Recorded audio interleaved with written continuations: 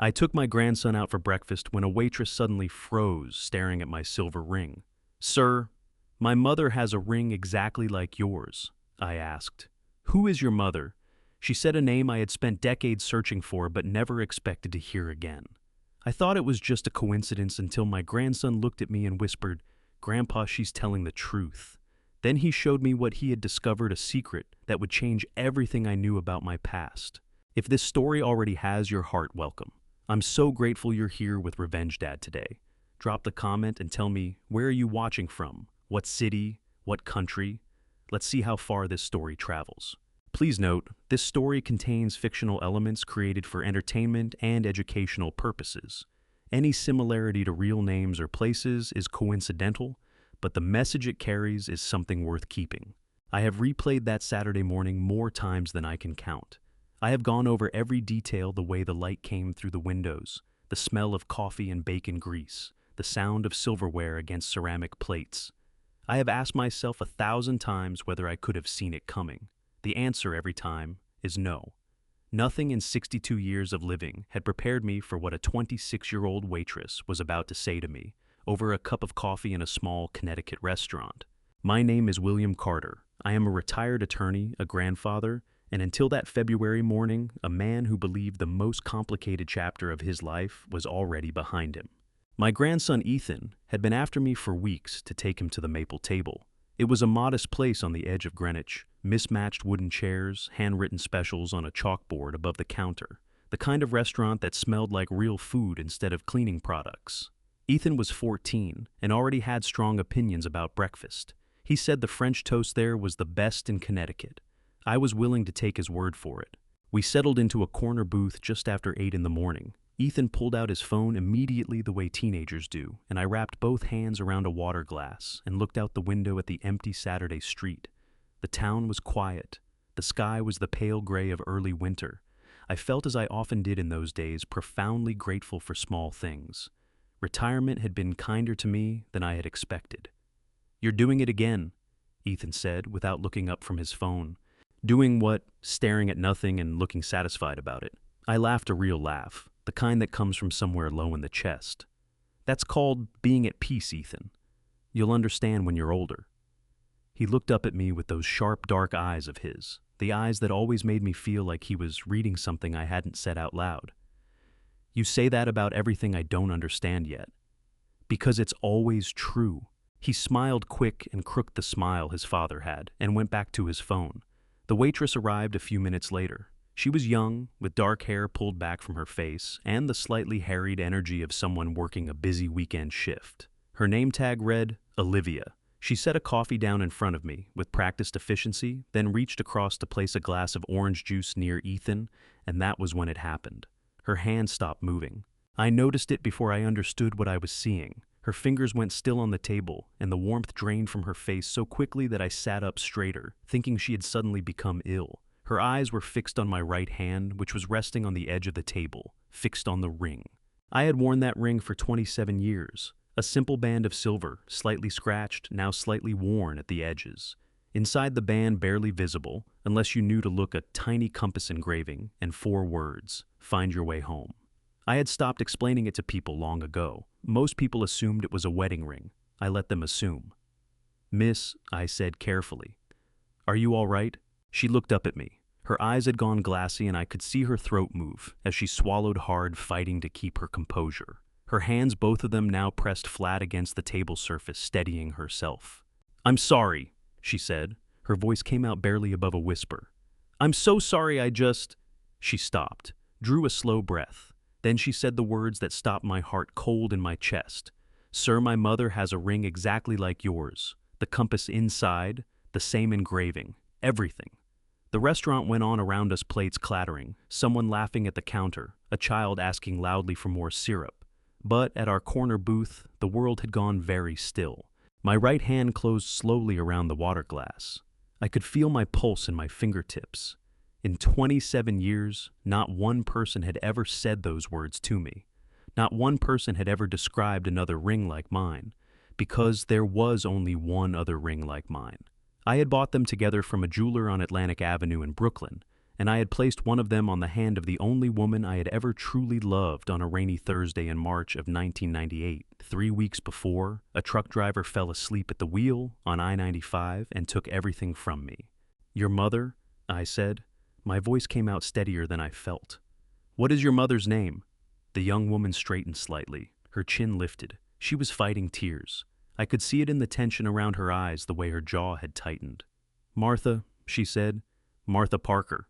The water glass slipped from my fingers and hit the table with a hollow thud.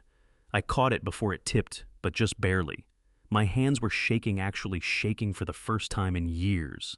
I pressed them flat against the table, the way she had done, as if the solid wood could anchor me to the present moment. Martha Parker, 27 years. I had searched for her for 3 years after the accident, following every lead until the leads ran out, until the silence became its own kind of answer. I had told myself she had moved on, that she had chosen a different life, one that didn't include me. I had buried that belief so deep that I had stopped feeling the weight of it. And now, a young woman with dark hair and careful eyes was standing at my table at 8 o'clock on a Saturday morning, telling me that Martha Parker had a ring exactly like mine. "Grandpa," I turned. Ethan had put his phone face down on the table. He was watching me with an expression I had never seen on his face before, not surprise exactly. Something closer to relief, something that looked impossibly like he had been waiting for this moment. "I think you need to see something," he said quietly. His voice was calm, steady, the voice of someone who had already done the hard part alone and was now ready to share the weight. "I've been waiting for the right time to show you. I think this is it." He picked up his phone and turned the screen toward me. The screen was small and bright in the gray morning light, filtering through the restaurant window. For a moment, I could not make sense of what I was looking at. My eyes had not yet accepted the instruction my brain was trying to give them. Then everything snapped into focus and my chest seized so tightly I could not draw breath. It was a photograph. Old, slightly faded, the colors washed out the way photographs get when they have been stored somewhere dark for too long. A young woman stood in what appeared to be a modest living room, her arms wrapped around a small girl of perhaps 4 or 5 years old. The woman was laughing, genuinely laughing, her head tilted back, her whole face open and unguarded. The little girl had her face pressed against the woman's shoulder, one small hand gripping the fabric of her sweater. I recognized the woman immediately. Even with the years between that photograph and the last time I had seen her face, even with the faded colors and the unfamiliar setting, I knew her.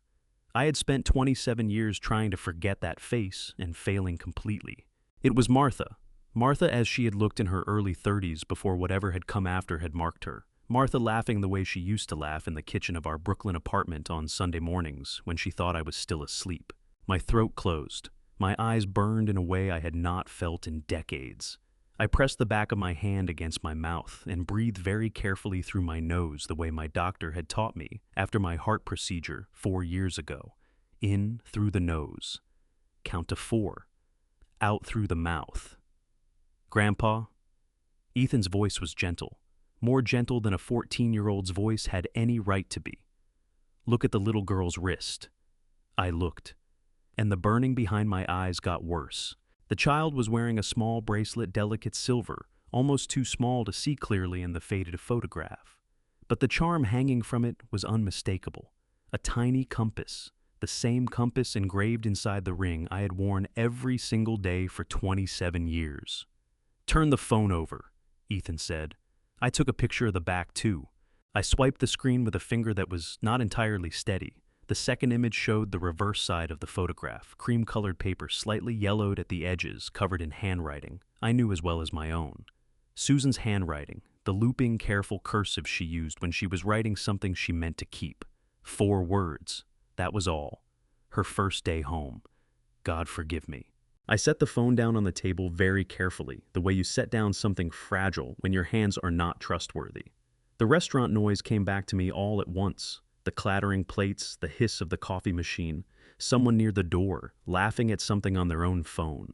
The ordinary world continuing without interruption, while mine came apart at the seams. Olivia had not moved. She was standing at the edge of our table, her order pad forgotten in her hand, watching me with an expression I could not quite read. Her eyes kept moving between my face and the ring on my hand. "That little girl," I said. My voice came out rougher than I intended. "That's you."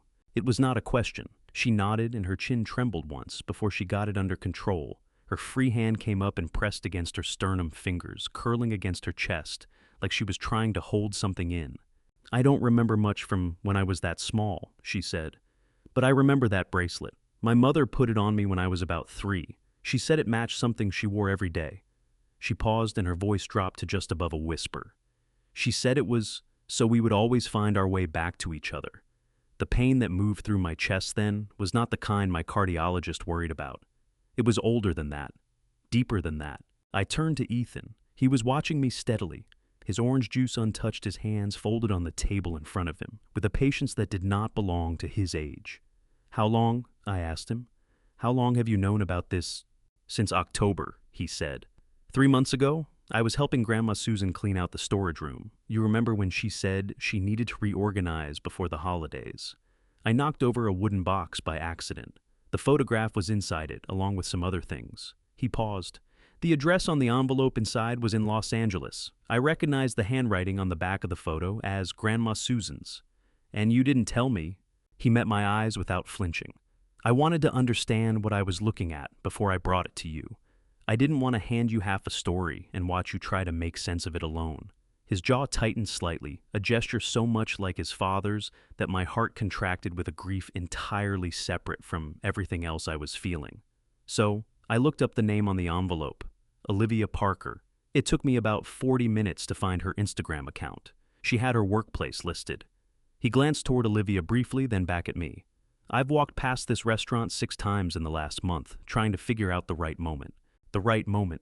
My 14-year-old grandson had been carrying this for 3 months alone, waiting for the right moment. I reached across the table and gripped his forearm. I could feel my own hand trembling against his sleeve. Ethan, I said, and my voice broke slightly on his name. Just slightly, just enough to tell him what I could not organize into full sentences yet. He covered my hand with his and held it there. His grip was surprisingly strong. Olivia pulled out the chair across from us and sat down without asking permission, and I was glad she did. She leaned forward on her elbows, her eyes moving between Ethan and me, her expression open and frightened and hopeful all at once. "Well, will someone please tell me," she said, "what is happening right now? Because my hands have been shaking since I walked over to this table, and I don't know why. And I feel like I'm standing at the edge of something very large that I can't see the bottom of." I looked at her, this young woman with Martha's coloring and Martha's directness and a silver compass charm that had come from the same place as the ring on my hand. I looked at her and felt something crack open in the center of my chest, not painfully, not exactly, but irrevocably. "Your mother's name is Martha Parker," I said slowly. "And 27 years ago, before you were born, I loved her more than anything in this world. I lost her because of an accident that took my memory and my ability to find her again." I looked down at the ring. This ring was one of 2. I gave her the other one the week before I lost everything. I raised my eyes back to hers. I have been looking for her ever since. Olivia stared at me, her eyes filled, not spilling over, yet just filling the way a glass fills right to the very edge before it overflows. "She still wears hers," she whispered. "She never takes it off, not once in my entire life."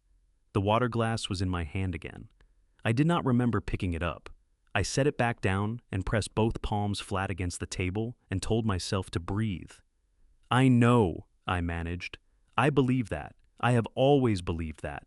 There are moments in a life that divide everything into before and after. Most people have 1 or 2 of them. I have spent a great deal of time trying to decide which of mine was the most defining, the accident or the morning I woke up in a hospital bed and could not remember the name of the woman who had been sleeping beside me for 2 years. I think it was the second one. The accident happened to my body. The forgetting happened to everything else. I told Olivia and Ethan the parts I could manage to say out loud there in that corner booth with the Saturday morning, moving around us like water around stones. The parts I could not say I have spent the weeks since turning over in the privacy of my own mind, the way you turn a river stone in your hand until its edges become familiar. I met Martha Parker in the fall of 1997. I was 35 years old and 6 years into my career as a litigation attorney at a mid-sized firm in Midtown Manhattan, competent, moderately successful, and convinced that I had already figured out the shape my life was going to take. I was wrong about that, as it turned out. I was wrong about most things before Martha. She was at an alumni event at Columbia Law, arguing with a professor twice her age about the standard of proof in a wrongful termination case. Not quietly disagreeing, genuinely arguing, her voice sharp and precise, her hands cutting through the air to make her points. The professor was defensive. Martha was correct. I stood at the edge of the conversation for 10 minutes before she noticed me, and when she did, she turned to me and said, without any preamble at all, "You're a litigator. Tell him I'm right." I told him she was right. She was. We had coffee that evening. We had dinner the following Thursday. By Christmas, she had a drawer in my apartment, and I had a key to hers. By spring, we had given up the pretense of two separate addresses entirely and moved into a small place in Brooklyn. Together, 3rd floor, 2 windows facing the street, a kitchen barely large enough for one person to cook, and which meant we were always in each other's way, and neither of us minded. We were not wealthy. Martha was finishing her final year of law school and working part-time at a legal aid clinic. I was making enough to pay the bills and not much more. But I remember those months as some of the warmest of my life, the particular warmth of two people who have found each other and know it and are not taking it for granted. In March of 1998, I walked into a jewelry shop on Atlantic Avenue in Brooklyn on a Thursday afternoon. The owner was an older man who worked alone and kept a radio tuned to a jazz station on the counter. I had no clear plan when I walked in. I only knew that I wanted to give Martha something that meant what I could not yet say with enough certainty to say it plainly. I found 2 silver bands in a display case near the back, simple, unadorned, the kind of rings that drew their value from meaning rather than material. The jeweler engraved the inside of each one. At my request, a small compass and 4 words in letters, small enough to require reading glasses to make out clearly. "Find your way home." I gave Martha hers that same evening, standing in our kitchen while something burned gently on the stove, because neither of us had remembered to turn the heat down. She looked at the ring for a long time without speaking. Then she slid it onto the 3rd finger of her right hand and held it up to the light from the window. "Find your way home," she read aloud.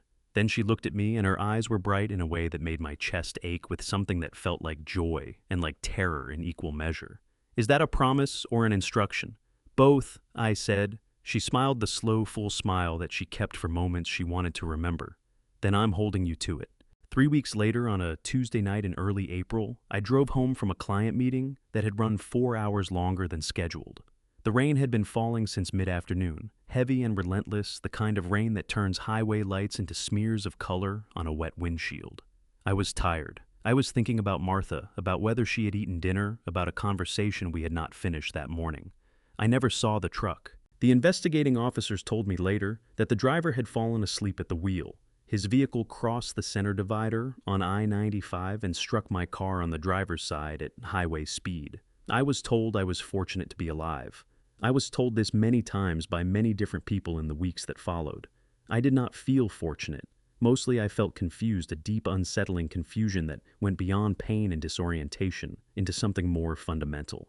I did not know who Martha was. The doctors explained it carefully with a particular gentleness medical professionals use when delivering information they know will be devastating. Traumatic brain injury, short-term memory impairment, specifically affecting the 18 months prior to the accident. They said it might be temporary. They said recovery was possible. They used words like gradual and patience and hopeful. And I lay in the hospital bed and listened and understood the words individually, but could not assemble them into anything that felt like comfort. My parents came from upstate New York. They were good people, conservative, private, deeply uncomfortable with emotional complexity. My mother held my hand and told me I was going to be fine. My father spoke to the doctors in the hallway in a low, controlled voice that I could not make out from my bed. Later, much later after I understood what had happened, I learned that Martha had come to the hospital, that she had come more than once, that she had left her name at the nurse's station and been told I was receiving family visitors only, that she had written letters, 3 of them, according to what I was eventually able to piece together, and that those letters had arrived at the hospital and been collected by my parents and never passed on to me. I do not believe my parents were cruel people. I believe they were frightened people who made decisions based on fear, who saw their son damaged and disoriented, and decided in their own rigid and limited way that the complications of a relationship they had never fully understood could wait until I was better.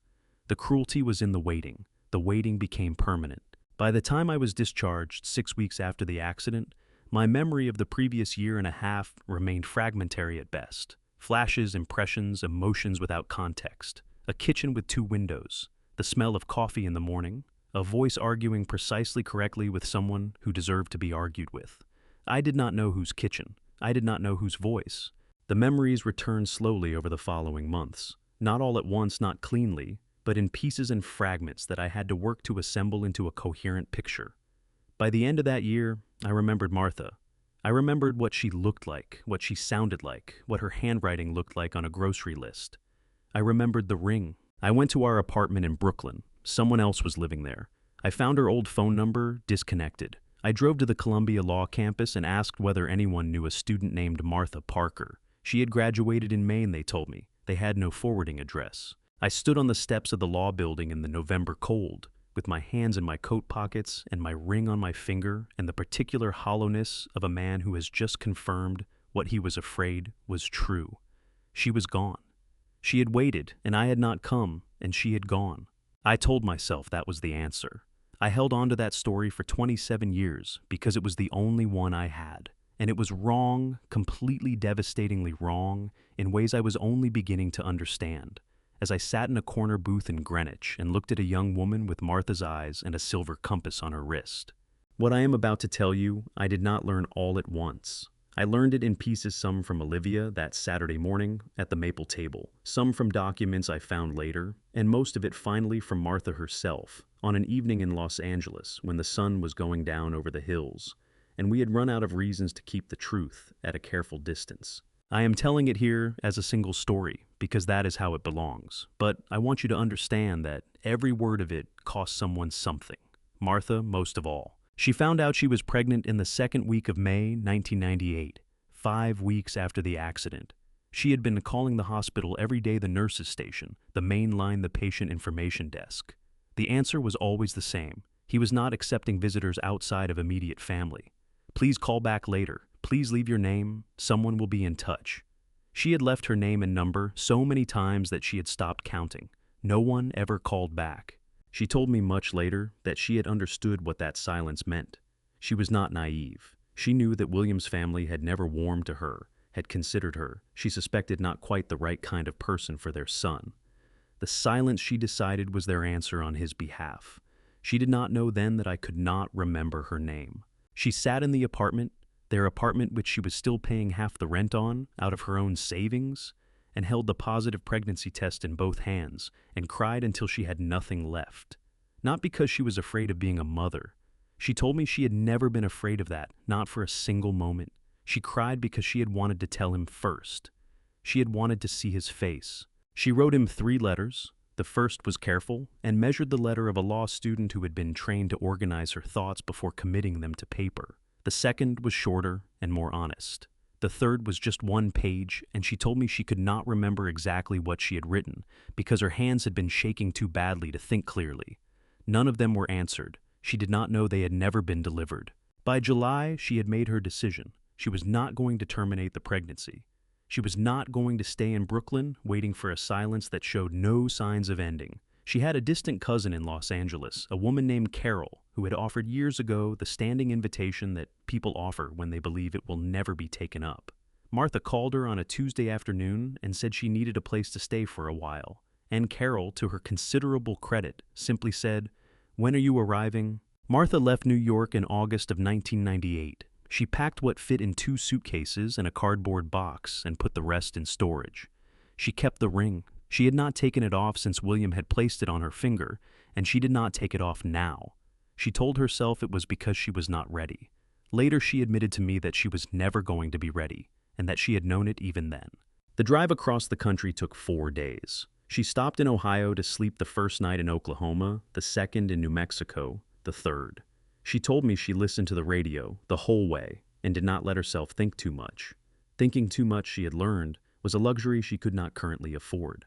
Carol's apartment was in East Los Angeles, small, warm, full of plants and the smell of whatever Carol was cooking, which was always something with garlic.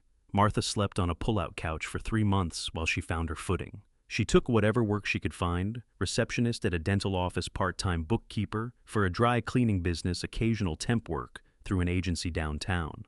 She sent resumes to law firms, but her bar results had not yet transferred to California, and the process was slow. Olivia was born on the 14th of January 1999 at Cedars-Sinai Medical Center in Los Angeles. 7 pounds 2 ounces. Dark hair, which surprised Martha, who had assumed the baby would take after her own coloring.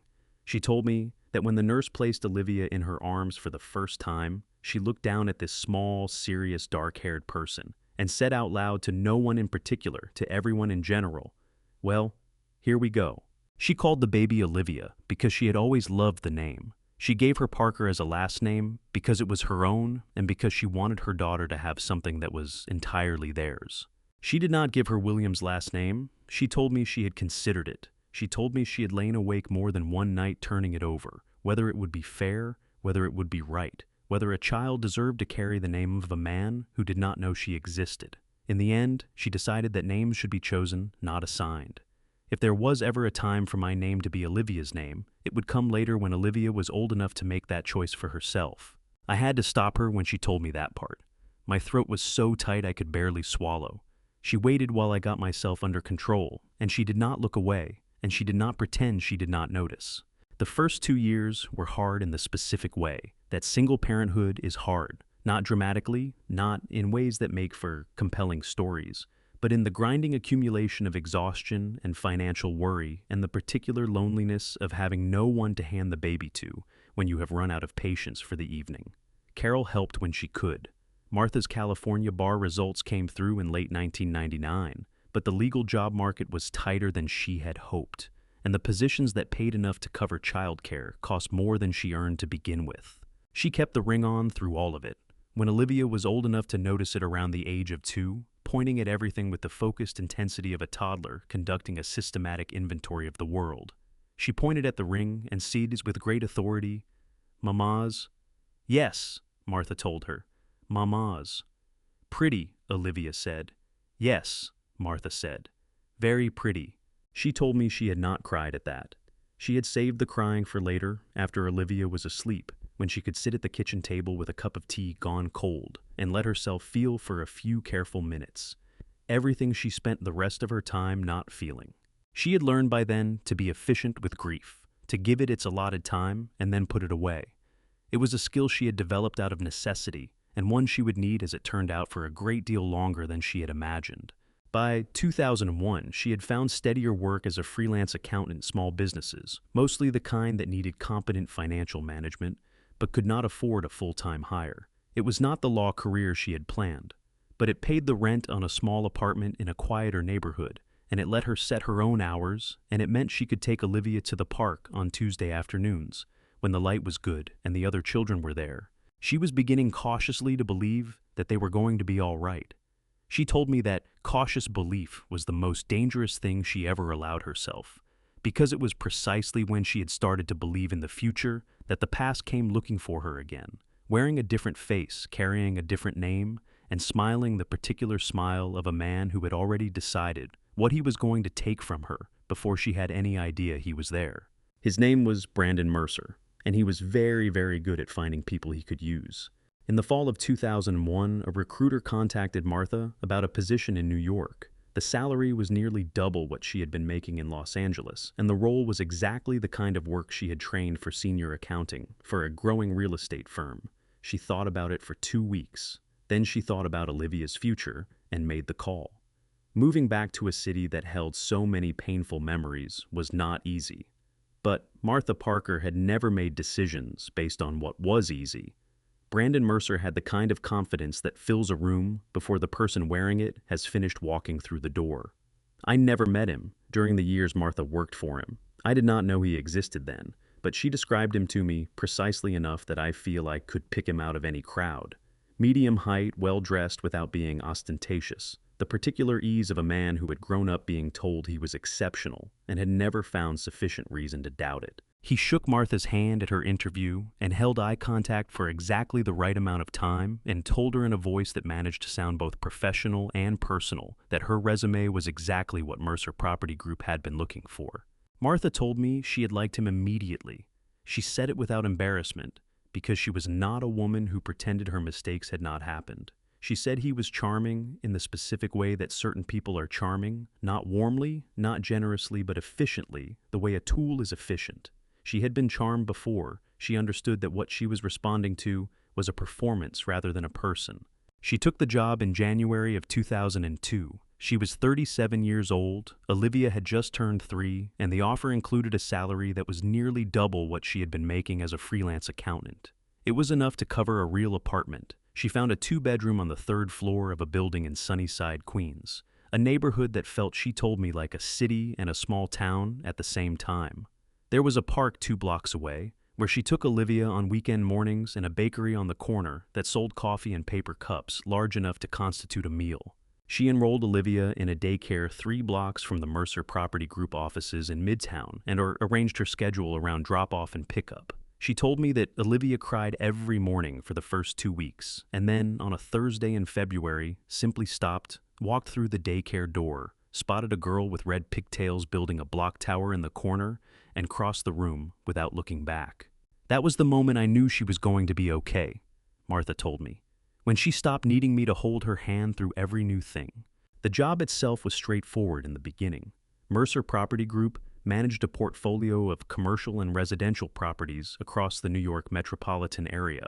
Brandon had taken over as director from his mother, from Susan, though Martha did not know at the time that Brandon's mother was named Susan, or that Susan was married to a retired attorney in Greenwich, or that any of the connections that would later feel so improbable were already quietly in place. To Martha, Brandon was simply her employer, demanding precise, occasionally brilliant in the way he structured a deal, and entirely comfortable asking his employees to stay late on a Friday without apologizing for it. She had been there for 3 months when she first noticed something that did not quite fit. It was a small thing, a line item in a quarterly report that referenced a management fee paid to an entity called Compass Holdings, LLC. The amount was not large, $12,000, and the entry was formatted correctly and appeared in the right place in the document. But Martha had not seen any reference to Compass Holdings in any of the contracts or operating agreements she had reviewed during her onboarding, and it was her job to know where every dollar went.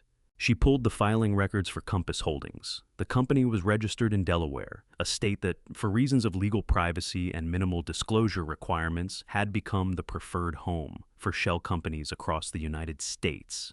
A shell company is a legal entity that exists on paper, but conducts no real business operations. It can be used legitimately for tax planning or asset protection, but it can also be used as Brandon was using it to move money from one pocket to another, while creating the appearance of an arm's-length transaction. Martha found 4 more entities like Compass Holdings over the following 6 months. Each one was registered in Delaware. Each one received regular payments from Mercer Property Group accounts. None of them appeared in any client contracts or investor disclosures. The total outflow across all 5 entities by the time Martha had finished tracing it came to just over $2.3 million transferred over the course of 18 months. Through a series of wire transactions designed to stay beneath the reporting thresholds that would automatically flag them for review. What Brandon had done was not subtle exactly, but it had been done carefully enough that it required a trained eye to recognize. Martha had a trained eye. She had spent 15 years working with financial documents, and she understood that what she was looking at was securities fraud under federal law. Specifically, the deliberate misrepresentation of financial information to investors who had placed their money in Mercer Property Group based on disclosures that did not reflect where their funds were actually going. She also understood that the wire transfers themselves constituted a separate federal offense, wire fraud, because they had crossed state lines through the banking system. She kept her face neutral at her desk, and her voice steady in meetings, and went home every evening and put Olivia to bed, and then sat at the kitchen table with the documents spread in front of her and tried to decide what to do. She called a former law school classmate who had gone into securities litigation. She described the situation without naming names, a hypothetical, she said, and asked what the process would look like. Her classmate told her document everything, then contact the Securities and Exchange Commission's whistleblower program. The SEC had a formal process for exactly this kind of report. There were legal protections for whistleblowers. There was, in some cases, a financial award. Martha thanked her and hung up and looked at Olivia's crayon drawings taped to the refrigerator and thought about what it would mean to be the person who had brought this forward. She spent 2 more months documenting. She was thorough. She had always been thorough. It was one of the things that made her good at her work, and by September of 2003, she had assembled a complete record of every transaction, every shell company filing, every wire transfer. She copied everything onto a USB drive and kept it in the lining of her winter coat in a small inside pocket she had sewn there herself. She chose a date, the following Monday. She would contact the SEC on Monday morning before she went into the office from a payphone 3 blocks from her apartment, so there would be no digital record of the call originating from her phone or her building. On Sunday evening after Olivia was asleep, Martha sat at the kitchen table one last time and checked the USB drive and reviewed her notes and told herself she was ready. Her phone buzzed at 11:47 at night. A text message from a number she did not recognize. "We know what you're planning. Think carefully about what you have to lose. Think about the little girl." Martha's hands went cold, the kind of cold that starts in the fingertips and moves inward toward the chest, toward the place where the breath comes from. She read the message 3 times. Then she stood up and walked to Olivia's bedroom door and pushed it open and stood in the doorway looking at her daughter, asleep in the dark. One arm thrown over her head, her mouth slightly open, entirely unaware. Martha stood there for a long time. Her heart was hammering so hard she could feel it in her jaw. The USB drive was in the coat pocket in the hallway. The SEC number was written on a piece of paper in her desk drawer. Everything she needed was within reach. She went back to the kitchen. She sat down. She put her face in her hands. She told herself she would think more clearly in the morning, that she would find a way to do this safely, that there had to be a path through this that did not put Olivia at risk. She did not know that by morning, Brandon Mercer would have already moved. She did not know that, while she sat at her kitchen table with her face in her hands, he was on the phone with his lawyers constructing the architecture of her destruction with the calm efficiency of a man who had been planning for exactly this contingency. She had waited one night too long. She arrived at the office at 8:15 on Monday morning, and her keycard did not open the lobby door. She tried it twice the way you do when you cannot immediately accept a simple mechanical fact. The light blinked red both times. Through the glass doors, she could see the security desk, a guard she recognized, a man named Gerald, who had always nodded at her on her way in. Gerald did not nod now. He picked up his phone and made a call and did not look at her. Martha's stomach dropped. She called Brandon's direct line from the sidewalk. It rang 4 times and went to voicemail. She called the main office number. The receptionist answered and her voice was careful, in the particular way that voices get when someone has been told what to say and is nervous about saying it. "I'm sorry, Ms. Parker. Mr. Mercer has asked me to let you know that your employment has been terminated effective immediately. You'll receive a formal letter by courier today."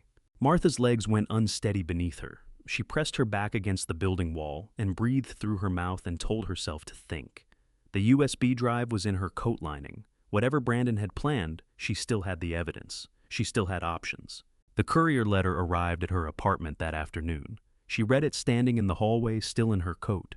Mercer Property Group was filing a civil suit against her in New York Supreme Court, the court that handled major civil cases in New York State, alleging grand larceny in the first degree under New York penal law, section 155. The complaint alleged that Martha Parker, acting in her capacity as chief accountant, had diverted $2.3 million from company accounts into personal holdings through a series of fraudulent transactions. Her hands were shaking so badly she had to read it 3 times before the words arranged themselves into meaning. Brandon had not just fired her. He had inverted the entire architecture of what she had discovered, taken her evidence, mirrored it, and aimed it back at her.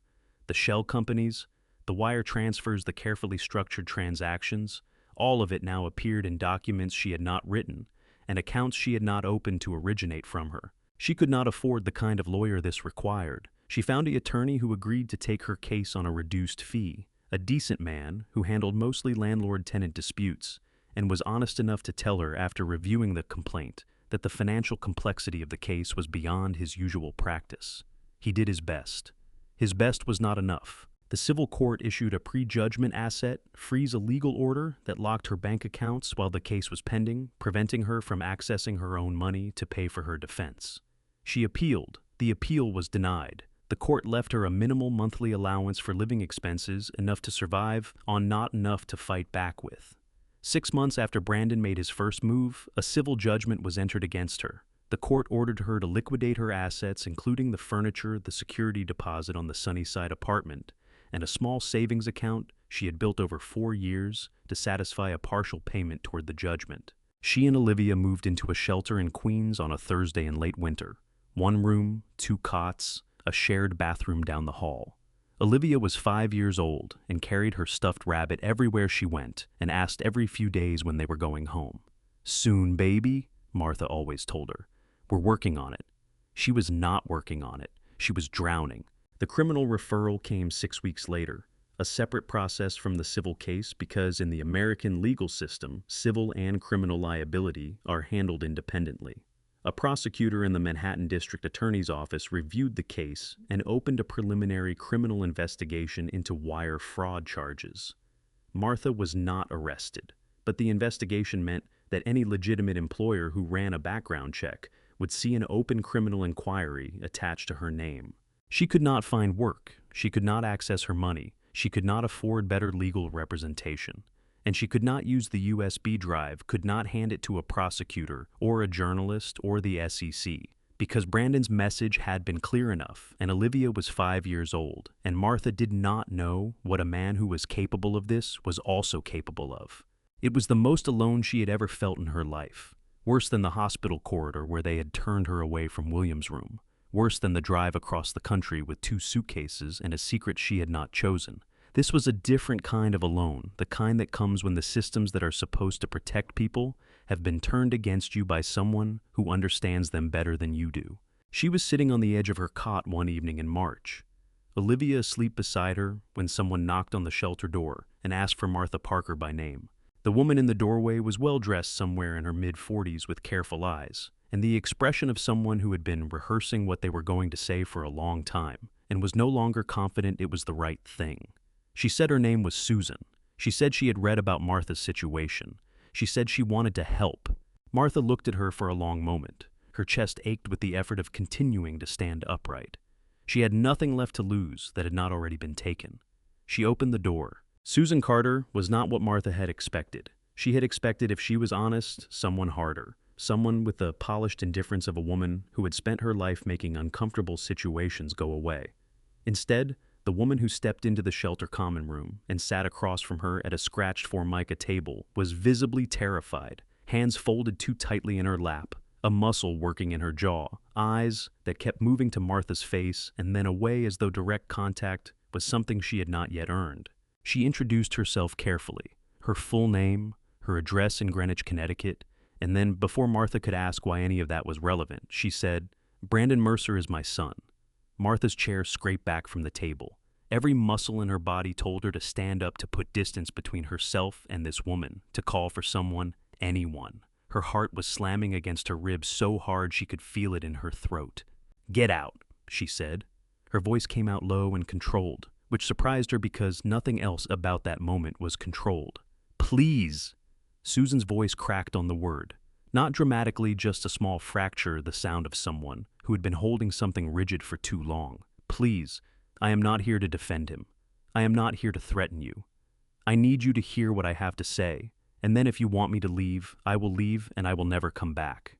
Martha did not sit down, but she did not walk away either. She stood with her arms crossed over her chest and her jaw tight and her eyes fixed on this woman who had given birth to the person who had destroyed her life. Susan told her everything.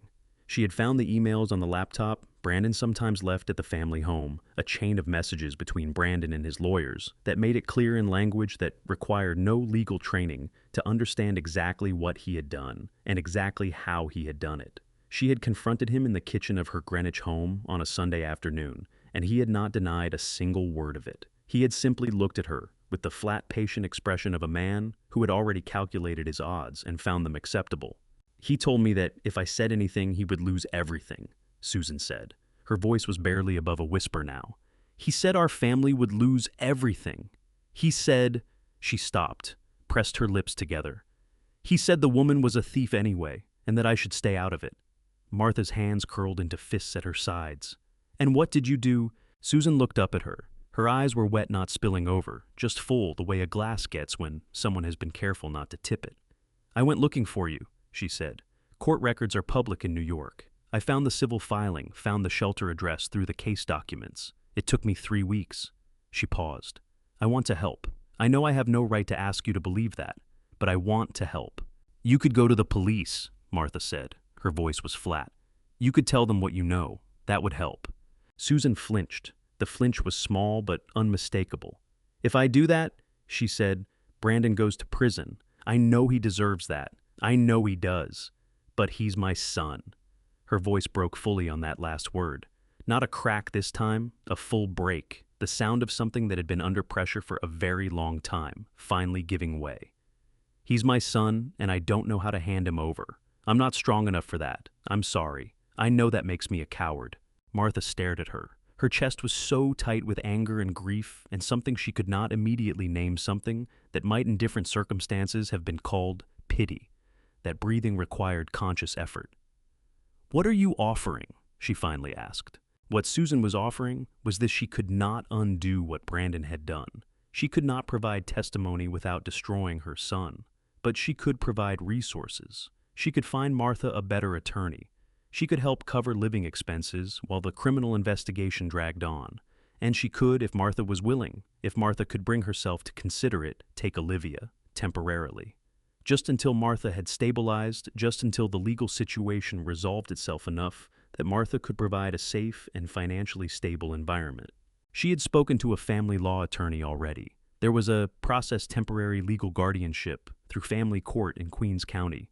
It required Martha's consent. It required a court filing. It was legally reversible the moment Martha was in a position to resume full care. Martha said nothing for a very long time. She looked at the wall above Susan's head. She thought about Olivia asking every few days when they were going home.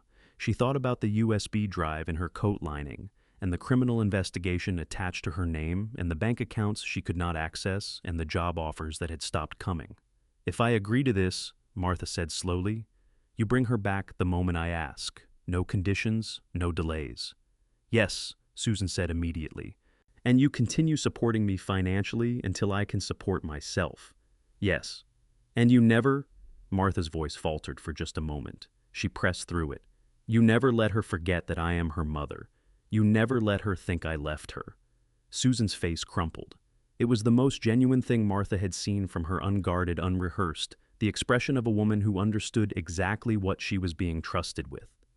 Never, she said. I promise you that. Never. The guardianship filing went through family court Queens County in September of 2004. Olivia was 5 years old. She cried when Martha explained that she was going to stay with Susan for a while, not for long, just for a while, just until Mommy sorted some things out. Martha held her daughter and stroked her hair and told her she was loved and that this was not goodbye and that the ring on Mommy's finger meant she always found her way home. She told me that part last, the ring. She told me that Olivia had looked at the ring and touched it with one small finger and said with the absolute certainty of a 5-year-old who has decided something, then you'll come back. Yes, Martha told her. I will come back. When I heard that, sitting in Martha's kitchen in Los Angeles, with the California evening coming in, through the window, my eyes burned so badly I had to look at the ceiling for a long moment. I had spent 27 years telling myself that Martha had chosen to leave.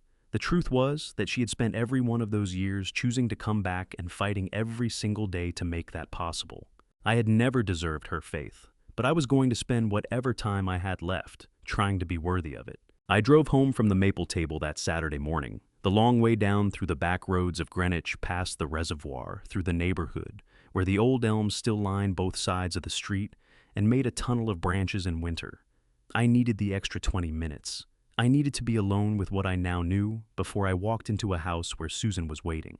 She was in the kitchen when I came in. I could hear her moving around the sound of the radio she kept on low while she cooked. I walked past the kitchen doorway without stopping and went straight to my study and closed the door behind me. I stood at my desk for a moment, with both hands flat on the surface, and looked at the ring on my right hand. Then I picked up my phone and called Ray Okafor. Ray and I had worked together for 11 years, during my time in litigation. He was a private investigator who specialized in financial fraud, a former NYPD detective who had left the department after his knee gave out, and built a second career that suited him considerably better than the first. He was thorough, discreet, and entirely without sentimentality, which made him one of the most useful people I had ever known. He answered on the second ring. Bill, been a while. It has, I said. Ray, I need everything you can find on a man named Brandon Mercer, 48 years old, New York. He runs a real estate operation called Mercer Property Group in Midtown. I need his full financial picture, current and historical. I need it fast, and I need it thorough. A pause. Ray never asked unnecessary questions. How far back? 20 years, I said. Start there and work forward. Give me 48 hours, he said. I'll call when I have something. I hung up and stood at the window for a moment, looking at the bare winter garden. Then I called Patricia Holloway in Florida. Patricia and I had clerked together at the Second Circuit Court of Appeals 35 years ago. She had gone on to the federal bench, served 22 years as a district judge, and retired to Sarasota with her husband and an extensive collection of orchids she tended with the same exacting attention she had once given to federal case law. She was 68 years old and sharper than most people half her age, and she was the only person I trusted completely to tell me whether what I was planning was legally sound. She listened without interrupting while I told her everything. When I finished, she was quiet for exactly 4 seconds. I counted. Bill, she said, how much of your financial management did you delegate to this man? A limited power of attorney, I said. Specific to 3 commercial properties in Connecticut, executed in 2018 when my knee surgery kept me from traveling. And you haven't reviewed those accounts recently. It was not a question. I felt the heat of it in my face anyway. No, I said. I trusted him. Patricia made a sound that was not quite a sigh. All right, here is what you need to understand. A limited power of attorney grants authority only within the specific scope defined in the document. Any action your stepson took outside that scope is legally unauthorized. It doesn't matter if he believed he had broader authority. If he moved assets or modified ownership structures beyond what your POA permitted, that is potentially elder financial exploitation under Connecticut General Statutes, Section 53AA 119. It is a felony. I know the statute, I said. I know you know it, she said. I'm reminding you because knowing a statute and applying it to your own situation are 2 very different things emotionally. You need to be clear-headed about this, Bill. Are you clear-headed? I looked at the ring. I thought about Martha sitting at a kitchen table in Los Angeles with a USB drive in her coat and a 5-year-old daughter asleep in the next room. I thought about 27 years. Yes, I said. I'm clear-headed. Good. Get Ray Okafor to pull the current property records. If there have been unauthorized transfers, you'll see them in the deed filings. Those are public record in Connecticut. Document everything before you confront anyone. She paused. And Bill, you are still a licensed attorney in this state. Don't forget that. Use it. 2 days later, Ray came to Greenwich. He sat across from me in my study and opened a folder on my desk that was thicker than I had expected. His expression was the careful neutral of a man delivering news he knows will land badly. Your stepson has been busy, he said. The Mercer Property Group situation from 20 years ago, I found traces of it in the Delaware filings. But that's not the most urgent problem. He turned to a section near the back of the folder. In the last 18 months, there have been 3 deed modification filings on the Stamford commercial property. Each one small enough to look like routine administrative updates. Together, they represent a partial transfer of ownership interest to an LLC called Harborview Capital Partners, registered in Delaware 8 months ago. I looked at the filings. The structure was familiar, uncomfortably familiar. The same methodology as the Mercer Property Group fraud applied now to my own assets. How much? I asked. The Stamford property is currently valued at $1.8 million, Ray said. If the final transfer goes through, you lose controlling interest.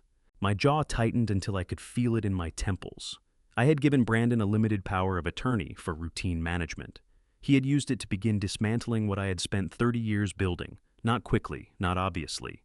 Carefully, the way a man moves when he believes no one is watching. How long before it becomes irreversible? I asked. Ray looked at his notes. If he files the final deed transfer, 2 weeks, maybe less. My phone buzzed on the desk between us. I looked at the screen.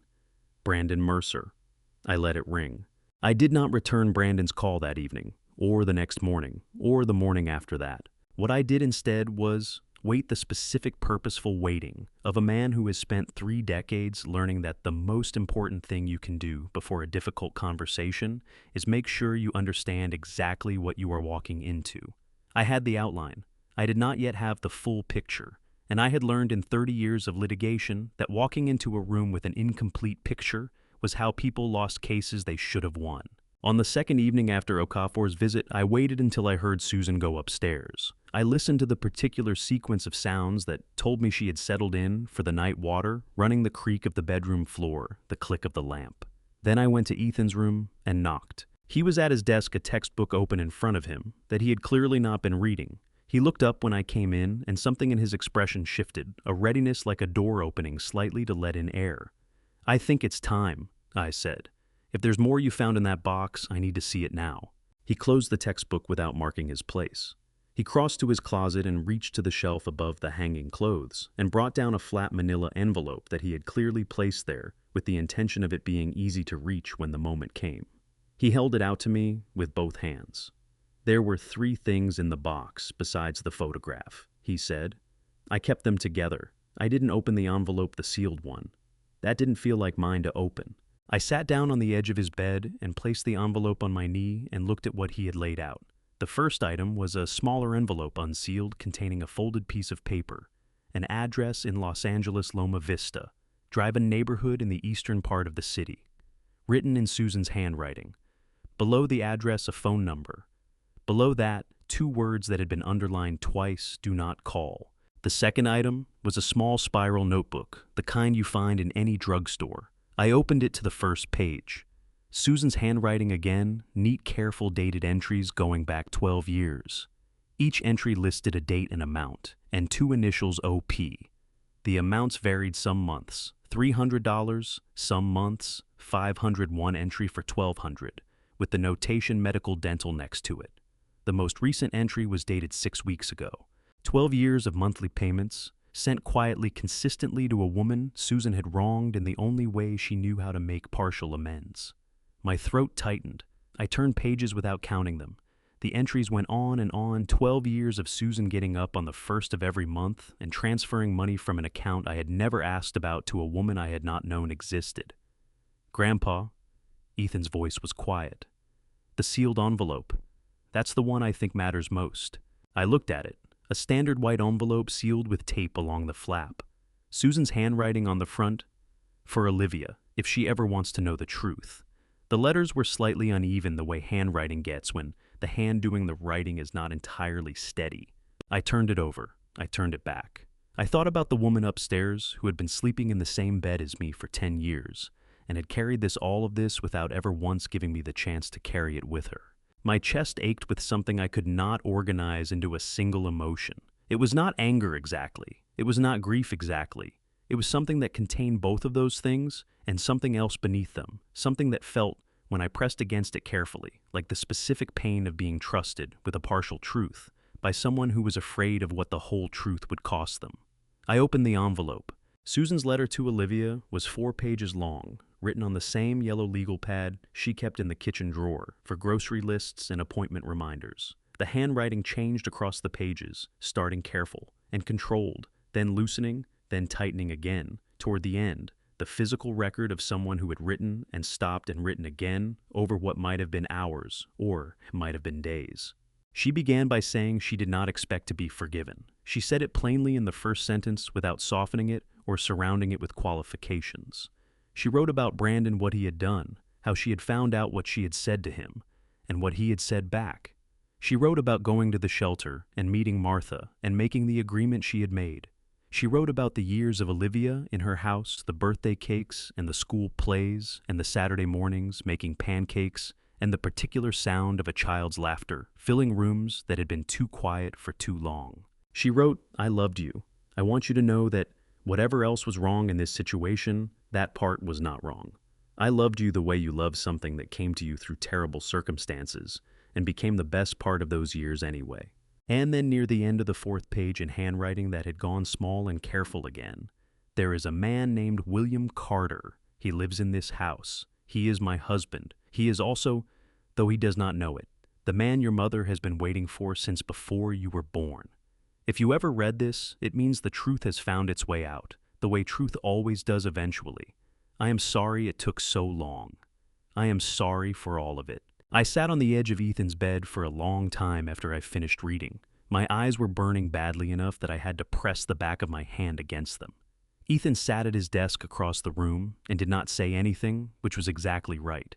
He had the wisdom to understand that some moments do not need to be filled with words. When I finally looked up, my voice came out rougher than I intended. "How did you know," I said, "to wait to not show me this immediately?" Ethan looked at me steadily. "Because you would have gone straight to Grandma Susan," he said. "And you would have done it before you understood the whole picture. And I've watched you enough to know that you're better when you have the whole picture." I looked at my grandson, 14 years old, sitting in a desk chair with his hands folded and the patience of someone 3 times his age, and felt something move through my chest that was too large and too complicated to name. Pride was part of it. Gratitude was part of it. And underneath both of those, something that felt like the particular relief of discovering that the people you love are more capable than you gave them credit for. "Your father would have been very proud of you," I said. Ethan's jaw tightened for just a moment. Then he nodded once and looked down at his hands. "I know," he said quietly. "I know he would have." Before I tell you what Ray Okafor found on the last page of that file, the page I almost missed, I need to know you're still here with me. If you've been listening from the beginning, drop the number 10 in the comments right now. Just that. It tells me everything I need to know. Because what comes next is not just about Martha anymore. What comes next is about me and a betrayal I never saw coming from someone I trusted with everything. A brief note, some elements of this story are fictional added for depth and clarity. Thank you for understanding and for staying with me. After Ethan went to bed, I went back to my study and closed the door and sat down with Ray Okafor's folder open on the desk in front of me. I had looked at it twice already. The first time in Ray's presence, moving quickly, absorbing the broad structure of what he had found. The second time that evening, more carefully after Susan had gone upstairs. But I had not yet read it the way I used to read opposing counsel's discovery packages in my litigation years, slowly, sequentially treating every page as though it contained something the other side did not want me to find. I started at the beginning and worked forward. The Mercer Property Group history was there. Ray had pulled the Delaware corporate filings, the SEC Public Enforcement Database, the New York Civil Court records. Nothing that would surprise me now, given what Martha had told me. Brandon had been careful for a 26-year-old, but not careful enough for someone looking specifically for what he had hidden. I turned to the section Ray had flagged with a yellow tab near the back, Current Activity. Brandon had been managing 3 commercial properties on my behalf. Under the limited power of attorney, I had signed in 2018 a small office building in Stamford, a retail strip in Norwalk, and a warehouse property in Bridgeport. The POA was specific. He was authorized to execute routine leasing agreements, manage maintenance contractors, and collect rents into a designated property management account. Nothing beyond that. The document was clear, as I had written it myself. What I found in the deed records was not routine leasing. Over the past 18 months, there had been a series of modifications to the ownership structure of the Stamford property, the most valuable of the 3 currently assessed at $1.8 million. Each modification had been filed separately, each one small enough to appear administrative. A change to the operating agreement here, an amendment to the management structure there. Individually, they would not have drawn attention from anyone not looking specifically for a pattern. Together, they told a story I recognized immediately. Brandon had been incrementally transferring ownership interest in the Stamford property to Harborview Capital Partners, LLC. The Delaware entity Ray had identified, registered 8 months ago, with Brandon listed as the sole managing member through a nominee structure designed to obscure his direct involvement. 3 filings spaced 4 months apart. A 4th filing was pending according to the county recorder's database Ray had accessed. If that filing went through, Brandon would hold a controlling interest in a property that had been mine for 19 years. The methodology was identical to what he had done to his investors 20 years ago. The same incremental approach, the same Delaware shell, the same careful spacing of transactions designed to stay below the threshold of obvious wrongdoing. He had been practicing on other people's money. Now, he was using what he had learned on mine. I sat at my desk for a long time, with my hands flat on the folder and the ring catching the light from my desk lamp, and thought about the specific nature of what I was feeling. It was not the hot, disorganized anger of a man who has been surprised. It was something colder than that, more deliberate. The anger of a man who has been patient for 30 years and has now run completely out of patience. I picked up my phone and called Ray. He answered on the third ring, his voice alert in the way of someone who has learned to sleep lightly. "Bill, the fourth deed filing," I said. "How do I stop it?" "You revoke the POA," Ray said. "In writing notarized filed with the county recorder in Fairfield County. The moment it's on record, he has no legal authority to act on your behalf. Any subsequent filing he attempts would be unauthorized, which makes it fraud on top of everything else. And the 3 filings that already went through, voidable, bitfrower," Ray said. "Because they exceeded the scope of the original POA, you'd need to file a quiet title action in Connecticut Superior Court to unwind them, but with the documentation we have, that's straightforward. A judge looks at the original POA, looks at what he actually filed, and the gap speaks for itself." "I'll be at the bank when it opens," I said. "I want the joint accounts frozen before he can move anything else." "Smart," Ray said. "Do that first, then the POA revocation." He paused. "Bill, when you do this, he's going to know immediately. You understand that?" "Yes," I said. "I'm counting on it." I was at the First County Bank branch in Greenwich at 8:59 the following morning, waiting at the door when the manager unlocked it. I had the POA documentation, my identification, and 30 years of muscle memory for walking into rooms where difficult things needed to happen and keeping my voice level while they happened. The account freeze took 40 minutes. The joint accounts, 3 of them covering household expenses and the property management funds, were flagged pending my formal instruction to restrict withdrawal access. The branch manager, a careful woman named Mrs. Aldrich, who had handled my accounts for 6 years, asked twice whether I was certain. I told her twice that I was. From the bank, I drove directly to the Fairfield County Recorder's office in Bridgeport and filed the POA revocation. Notarized the previous evening, filed at 10:15 in the morning, effective immediately upon recording. I sat in my car in the parking lot afterward and looked at the receipt in my hand. 18 months of Brandon's careful patient work undone in a morning. He would find out within hours. The bank would flag the account restrictions when he tried to access the management funds. The county recorder system would show the POA revocation the moment he pulled the property records, which he would do the moment the bank flagged him.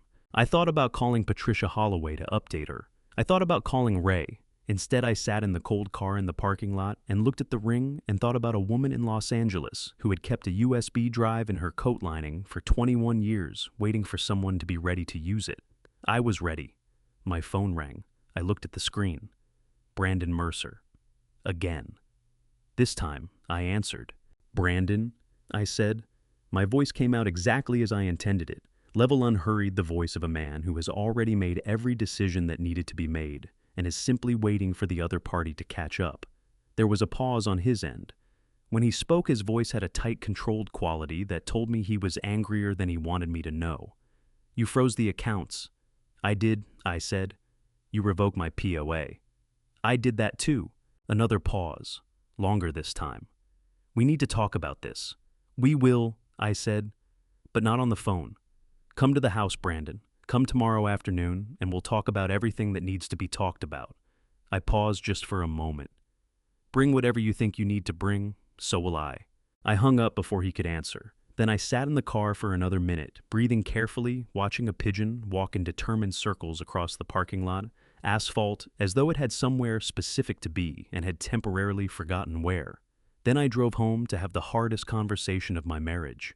Susan was in the kitchen when I got home. She was doing what she always did when she was unsettled, moving, wiping down counters that were already clean, rearranging things on the stovetop that did not need rearranging, filling the kettle with water she would probably forget to boil. She had her back to the doorway when I came in, and she did not turn around immediately, which told me she already knew something had shifted. Susan had always been sensitive to the atmosphere of a room, the way certain people are sensitive to changes in barometric pressure. She felt the storm before she saw the clouds. I set my keys on the counter. I pulled out a chair at the kitchen table and sat down. And I placed Susan's letter to Olivia, the 4 pages from the yellow legal pad, refolded into their envelope on the table between us. She turned around then. The color left her face so completely and so quickly that I was briefly frightened for her, the specific fear of a man in his 60s whose wife is in her late 50s, and who understands that the body has limits. But she did not collapse. She gripped the edge of the counter with both hands and looked at the envelope and then looked at me, and her eyes were already filling. "How long have you had that?" she asked. Her voice came out barely above a whisper. 2 days, I said.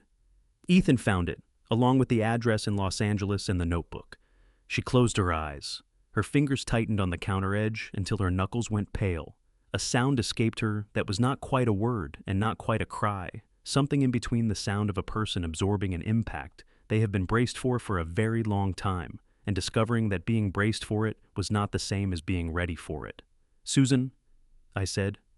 "Sit down, please." She came to the table. She sat across from me, not beside me, which felt right for this conversation. She folded her hands on the table surface and looked at them rather than at me, and I let her have that for a moment before I spoke. "I need you to tell me everything," I said. "Not the version where you protect Brandon, not the version where you protect me from being hurt, the version where every single thing that happened is accounted for from the beginning." I paused. "I have read your letter. I know more than you think I know, so I will understand immediately if you leave anything out." She looked up at that. Her eyes were red-rimmed now, the tears spilling freely down both cheeks, but her voice when she spoke was steadier than I expected. "I found the emails in October of 2004, she said. He had left his laptop open on the desk in the study he was staying with us for a weekend. Do you remember you were in Boston for a deposition?" She paused. "I wasn't snooping, I was looking for the cable to charge my phone, and the screen was open and I read enough in 30 seconds to understand what he had done. And you confronted him. That Sunday night, in the kitchen." Her jaw tightened at the memory. "He didn't deny it. He didn't even try. He just—" She stopped, pressed her lips together. "He told me that if I said anything, he would lose everything. He said our family would lose everything. He said the woman had been asking for trouble by poking around in his business." Her voice broke sharply on that last sentence, a sudden fracture like a branch snapping under too much weight. "He called her that, the woman, like she didn't have a name." My hands pressed flat against the table. The ring caught the morning light coming through the window. "Her name is Martha," I said quietly, "and she has a daughter." Susan's breath hitched. "I know," she said. "I know that now. I knew it then too by the time I found her." Olivia was 5 years old and living in a shelter in Queens, and Martha was fighting a civil judgment she had no way to win, and a criminal investigation she had no way to stop. She looked at me directly for the first time in the conversation, and her eyes were so full of grief and exhaustion, and something that looked very much like relief at finally being seen, that my chest tightened almost beyond endurance. I could not walk away from that child, Bill. I could not look at a 5-year-old girl in a shelter cot and walk away. I know what I should have done. I know I should have come to you. But I was so certain, so absolutely certain, that if I told you the truth, you would do the right thing, and doing the right thing would destroy Brandon, and I could not. Her voice dissolved completely. She pressed both hands over her mouth and cried the way people cry when they have been holding it back for a very long time, with her whole body shoulders shaking breath, coming in ragged pulls. I did not go to her, not yet, because there was still something I needed to ask, and I needed to ask it while I could still trust my own voice. "Why didn't you trust me enough?" I said. "Not to be wise about it, not to be fair. Just, why didn't you trust me enough to give me the chance?" She lowered her hands. Her face was wet and blotched and entirely unguarded, the face of a woman who had run out of ways to manage how she appeared. "Because I knew exactly what you would do," she said. "You would have gathered every piece of evidence and built the most airtight case you could and handed it to the right people and let justice take its course. I knew that about you. I have always known that about you." She exhaled a long, shaking breath. "And I was not brave enough to let you." The kitchen was very quiet around us. Outside the window, a cardinal landed on the bare branch of the dogwood tree in the back garden and sat there with its red feathers brilliant against the gray winter sky. "When we met," I said, "Olivia was already back with Martha. You thought it was over." Susan nodded slowly. "By 2013, Martha had her back. I told myself the worst of it was done. That telling you would only open something that had already closed." Her voice was barely audible. "I was wrong about that too. I looked at my wife, this woman I had shared a home and a bed and a life with for 10 years, who had been carrying something this heavy for all of it, and had never once let me see it, and I felt something that was too complicated to be a single emotion. There was anger in it. There was grief in it. There was beneath both of those something that surprised me with its persistence, compassion. for the impossible position she had put herself in, for the choices she had made from fear when she should have made them from courage, for the 21 years of monthly payments in a small spiral notebook, the only form of accountability she had been able to manage alone. "I am not going to pretend this doesn't change things between us," I said. "It does, significantly, and it will take more time than either of us can calculate right now to understand what it changes and what it doesn't." I looked at her steadily. "But I need to know one thing, right now today. Are you going to help me make this right? Not for me, not for Brandon, for Martha, for Olivia."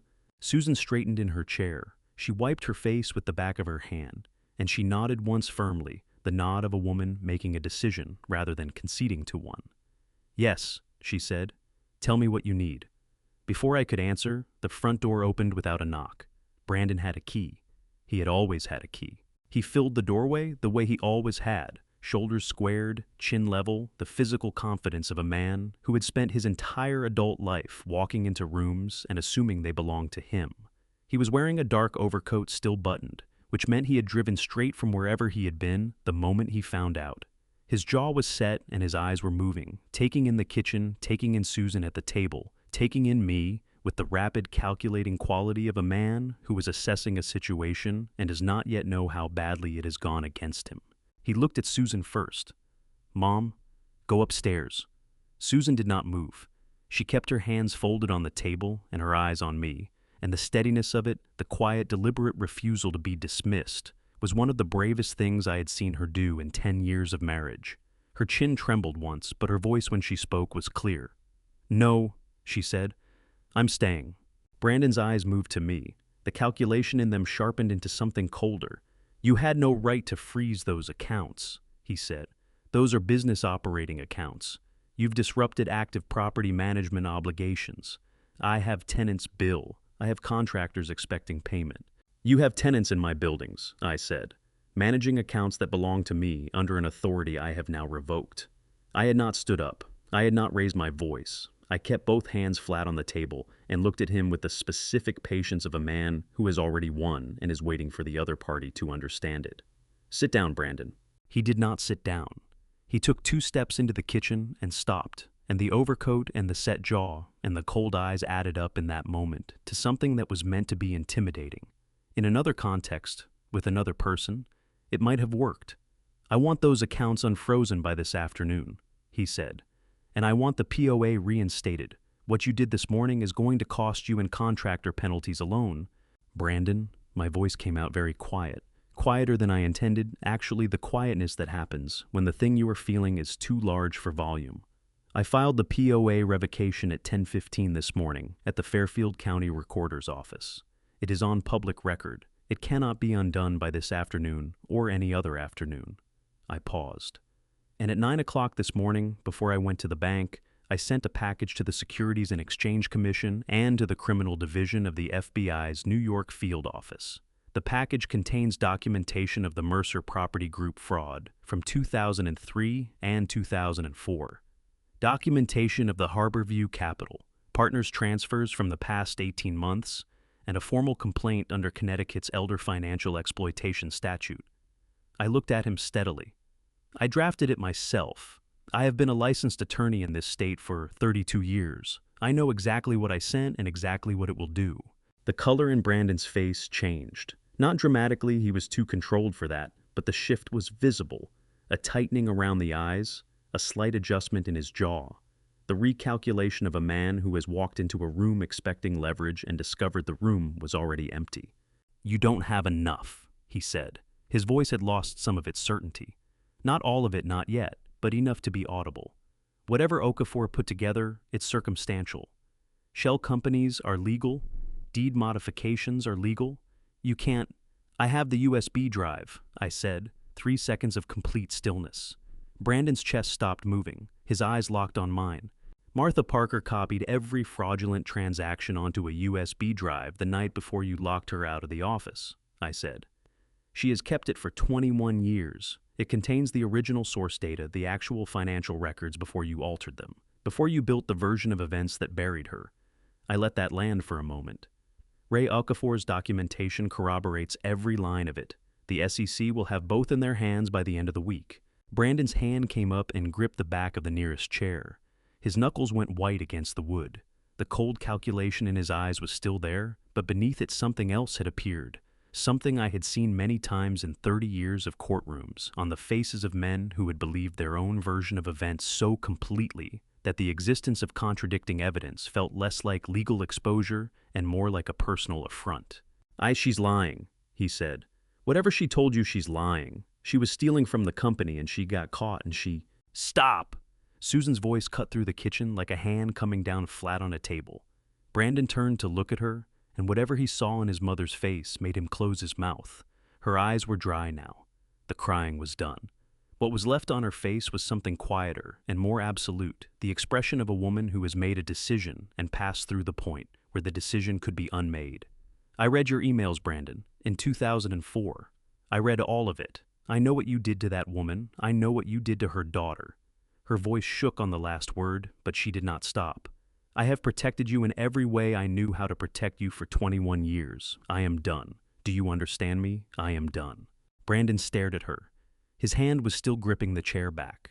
The overcoat, the squared shoulders, the calculated confidence, all of it seemed suddenly like a costume that no longer fit quite right, as though the person wearing it had changed shape while no one was watching. He looked back at me. He opened his mouth. Then he closed it again. "Get a lawyer," I said. "A good one. Because the people you will be dealing with from this point forward are considerably less patient than I am." I stood up then slowly the way you stand when you want the movement to mean something, and looked at him across the kitchen table. "And Brandon, give me your key." His jaw tightened so hard I could see the muscle working beneath his skin. For a long moment, he did not move. Then his hand went to his coat pocket and came out with a key ring, and he worked one key free with fingers that were not entirely steady, and he set it on the table between us without a word. He left without looking at his mother. The front door closed behind him, not slammed closed, the careful, controlled closing of a door by a man who understood finally that he had lost and who was not yet ready to let anyone see what that felt like.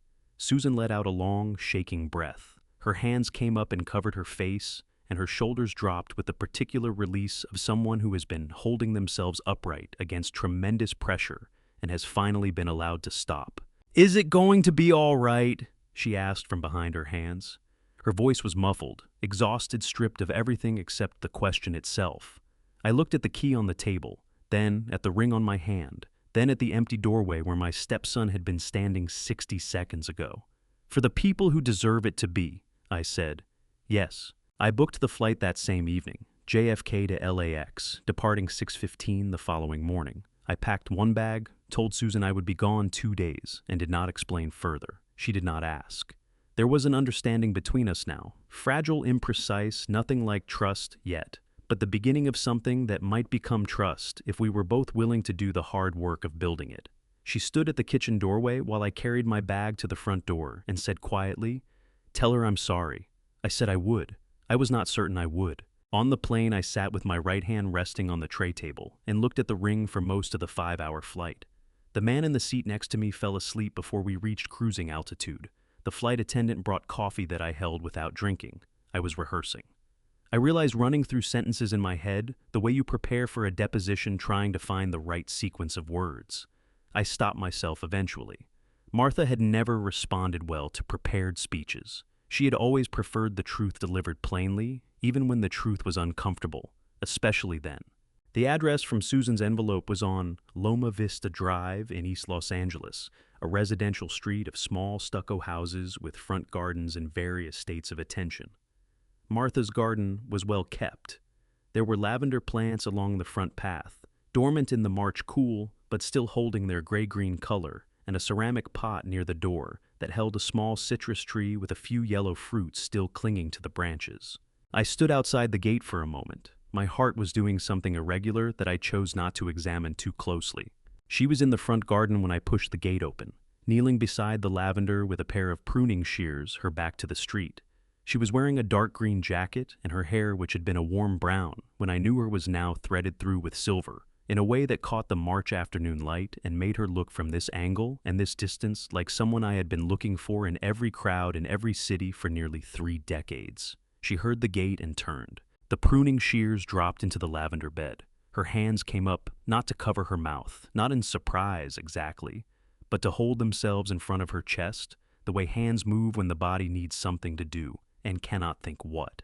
She was looking at me with an expression I had not seen on any face in 3 decades, the expression of someone for whom a word they had stopped believing in has suddenly turned out to be real. "William!" Her voice came out cracked and low and absolutely certain all at once. My throat had closed entirely. I managed one step through the gate, then another. The distance between us was maybe 15 feet, and closing it felt like the most significant 15 feet I had ever covered. She raised her right hand. The silver ring caught the afternoon light, the same ring worn smooth at the edges, now the compass engraving barely visible, but still there. I raised my own hand. 27 years, same ring, same promise. "I lost my memory," I said. My voice came out rougher than I intended, scraped raw somewhere between my chest and my mouth. "I did not lose you. I want you to know that before anything else. Whatever happened after, I did not choose to lose you." Martha looked at me for a long moment. Her eyes were bright and wet, and she was fighting the tears with the focused determination of a woman who had decided long ago that she was done crying over things she could not change. Then her chin dropped just slightly in a nod that was more than agreement. It was the physical release of something she had been holding rigid for a very long time. "I know," she said. "I think I always knew. I just needed to hear you say it." We sat on the front steps because neither of us suggested going inside, and neither of us wanted to move any further than we had to. The California afternoon settled around us warm for March, the kind of dry warmth that still surprised me after decades of Connecticut winters. A mockingbird was running through its repertoire in the tree at the end of the block. Somewhere down the street, a child was bouncing a ball against a wall in a steady, patient rhythm. She talked. I listened. Then I talked, and she listened. We did not touch. We did not need to. Yet there was too much that needed to exist in words first to be named and acknowledged and set down carefully between us before anything else could happen. When the sun began going down over the hills to the west and the light turned the color of old honey, Martha stood and went inside without explanation. She came back with a plain manila envelope and held it out to me with both hands. "I've been keeping this for 21 years, she said. "I didn't know who I was keeping it for until about 3 weeks ago when Susan called me." Her eyes held mine steadily. "I think it was always for you." I took the envelope. It was heavier than it looked. We moved inside when the temperature dropped the way it does in Los Angeles in March after the sun goes down quickly, without warning the warmth of the afternoon, replaced within 20 minutes by a chill that comes off the hills and settles into the streets. Martha's living room was small and carefully arranged, the kind of room that holds exactly what it needs and nothing more. A bookshelf along one wall, a low table with a lamp that gave off amber light, 2 chairs angled toward each other near the window as though the room had been waiting for a conversation. I sat in one, she sat in the other. The envelope was on my knee. "Susan called me 3 weeks ago," Martha said. She had her hands wrapped around a mug of tea she had made in the kitchen, while I stood in the hallway and looked at the photographs on the wall. Olivia at various ages, school pictures and birthday candles, and a snapshot of the 2 of them at what looked like the Santa Monica Pier. Olivia, maybe 16, both of them, laughing into the camera with their eyes half closed against the wind. She said she thought the truth was about to come out. She said someone had found the box. Martha looked at me steadily. She didn't say who. I figured it out. "Ethan," I said. Martha smiled, brief, genuine. "He sounds like someone I'd like to meet." "He is," I said. "He's remarkable." I looked down at the envelope. "She told you I was coming." "She told me someone was coming," Martha said. "She didn't say it would be you specifically, but when I saw you at the gate, I wasn't surprised." She paused. "I think I stopped being surprised about things involving you a long time ago, William. You have a way of arriving exactly when you're supposed to." My chest tightened with something that was not quite pain and not quite joy. I turned the envelope over in my hands. "Open it," she said. Inside the envelope was a USB drive, small, black, unremarkable, the kind sold in every drugstore and office supply store in the country.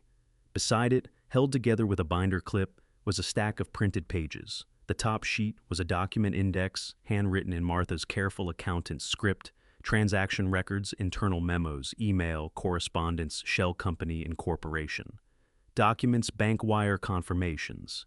Each item numbered, each item dated. I looked at the index for a long time without speaking. 21 years. She had printed this, organized this, numbered these pages, and kept them in an envelope in her home for 21 years. While she was rebuilding her career, while she was raising Olivia alone, while she was living every day with the knowledge that the evidence to expose Brandon Mercer was in her possession, and she could not safely use it. "Martha," I said. My voice came out low and not entirely steady. "This is everything." "I know," she said. "I've known that for 21 years. Why didn't you—" I stopped, because I already knew why. I had heard it from her own mouth sitting on the front steps in the late afternoon light. Olivia? Always Olivia. Martha leaned forward and set her mug on the low table between us. Her right hand rested on her knee, the ring catching the amber light from the lamp. And she looked at me with the clear, unflinching directness that I had fallen in love with at a Columbia Law alumni event in 1997, and had never in 27 years of her absence managed to forget. The night he sent that message, or she said, the night I sat at my kitchen table and couldn't make myself move, I made myself one promise. I said, if I can't fight this now, I will be ready to fight it later. So I kept everything. I organized everything. I updated the index every year just to remind myself it still existed. Her jaw tightened briefly. I was not going to let him take that from me, too. The evidence was the one thing he didn't know I had, and I was not going to spend it until I was certain it would count. "And now," I said. She looked at the USB drive in my hand. "Now I'm certain," she said. I called Ray Okafor from Martha's kitchen table. He picked up on the second ring, and I told him what I was holding, and there was a silence on his end that told me more than words would have. "How complete is it?" he asked. "Complete," I said.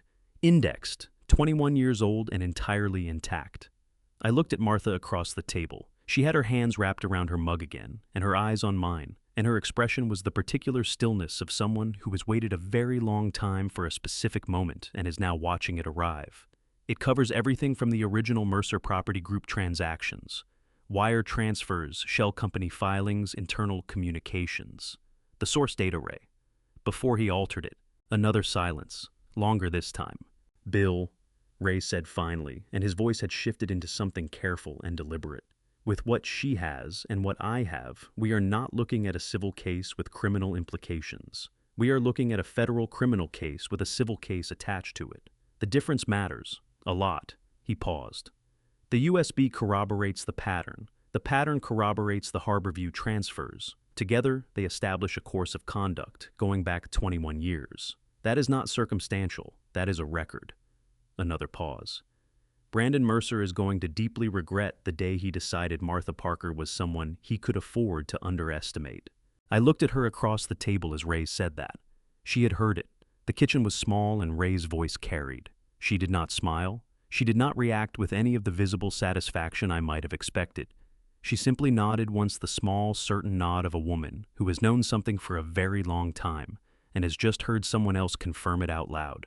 Then she picked up her tea and drank it, and I thought, this is what 21 years of patience looks like when it finally runs out. Not loud, not triumphant, just quiet and absolute and entirely sure of itself.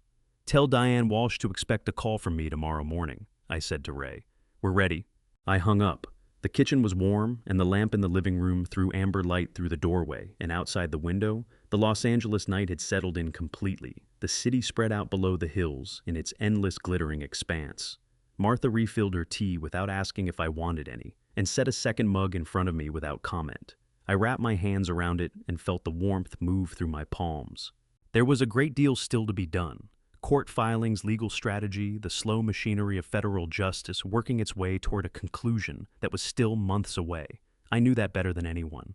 But sitting in a small kitchen in East Los Angeles with a USB drive on the table between us and 27 years of distance finally irrevocably closed, I allowed myself for just a moment to feel the particular relief of a man who has been carrying the wrong story about his own life for a very long time and has just been handed the right one.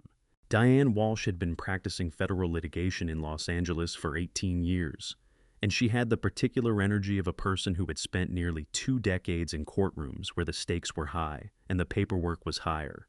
She was 40 years old, precise in her speech, and had the habit of taking notes on a yellow legal pad even when everything being said was already being recorded.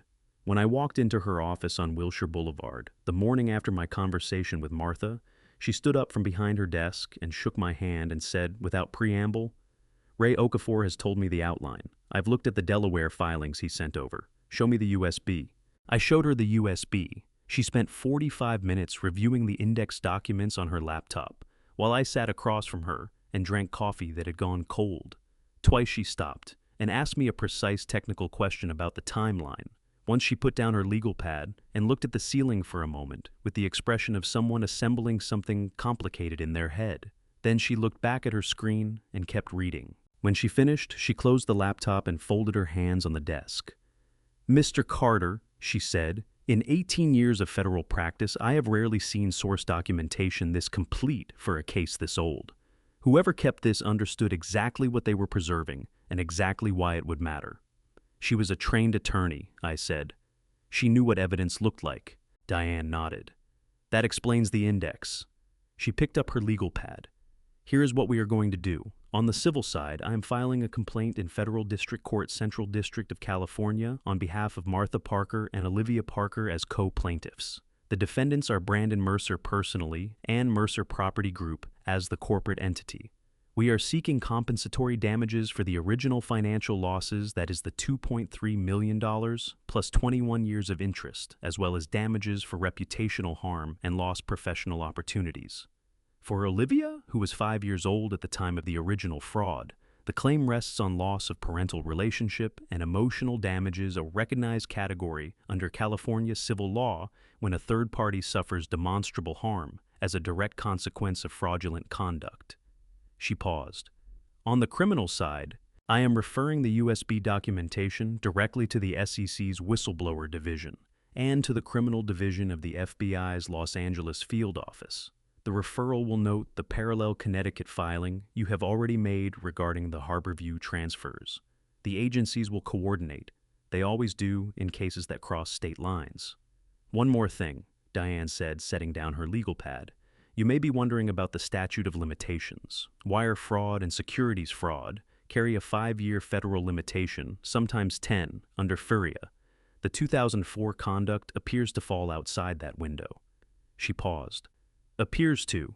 There are 2 doctrines that address this. First, the fraudulent concealment doctrine, when a defendant actively conceals the crime, as Brandon did by fabricating evidence and suppressing records, the limitations period is tolled until the fraud could reasonably have been discovered. Martha could not have safely disclosed the USB without endangering her daughter.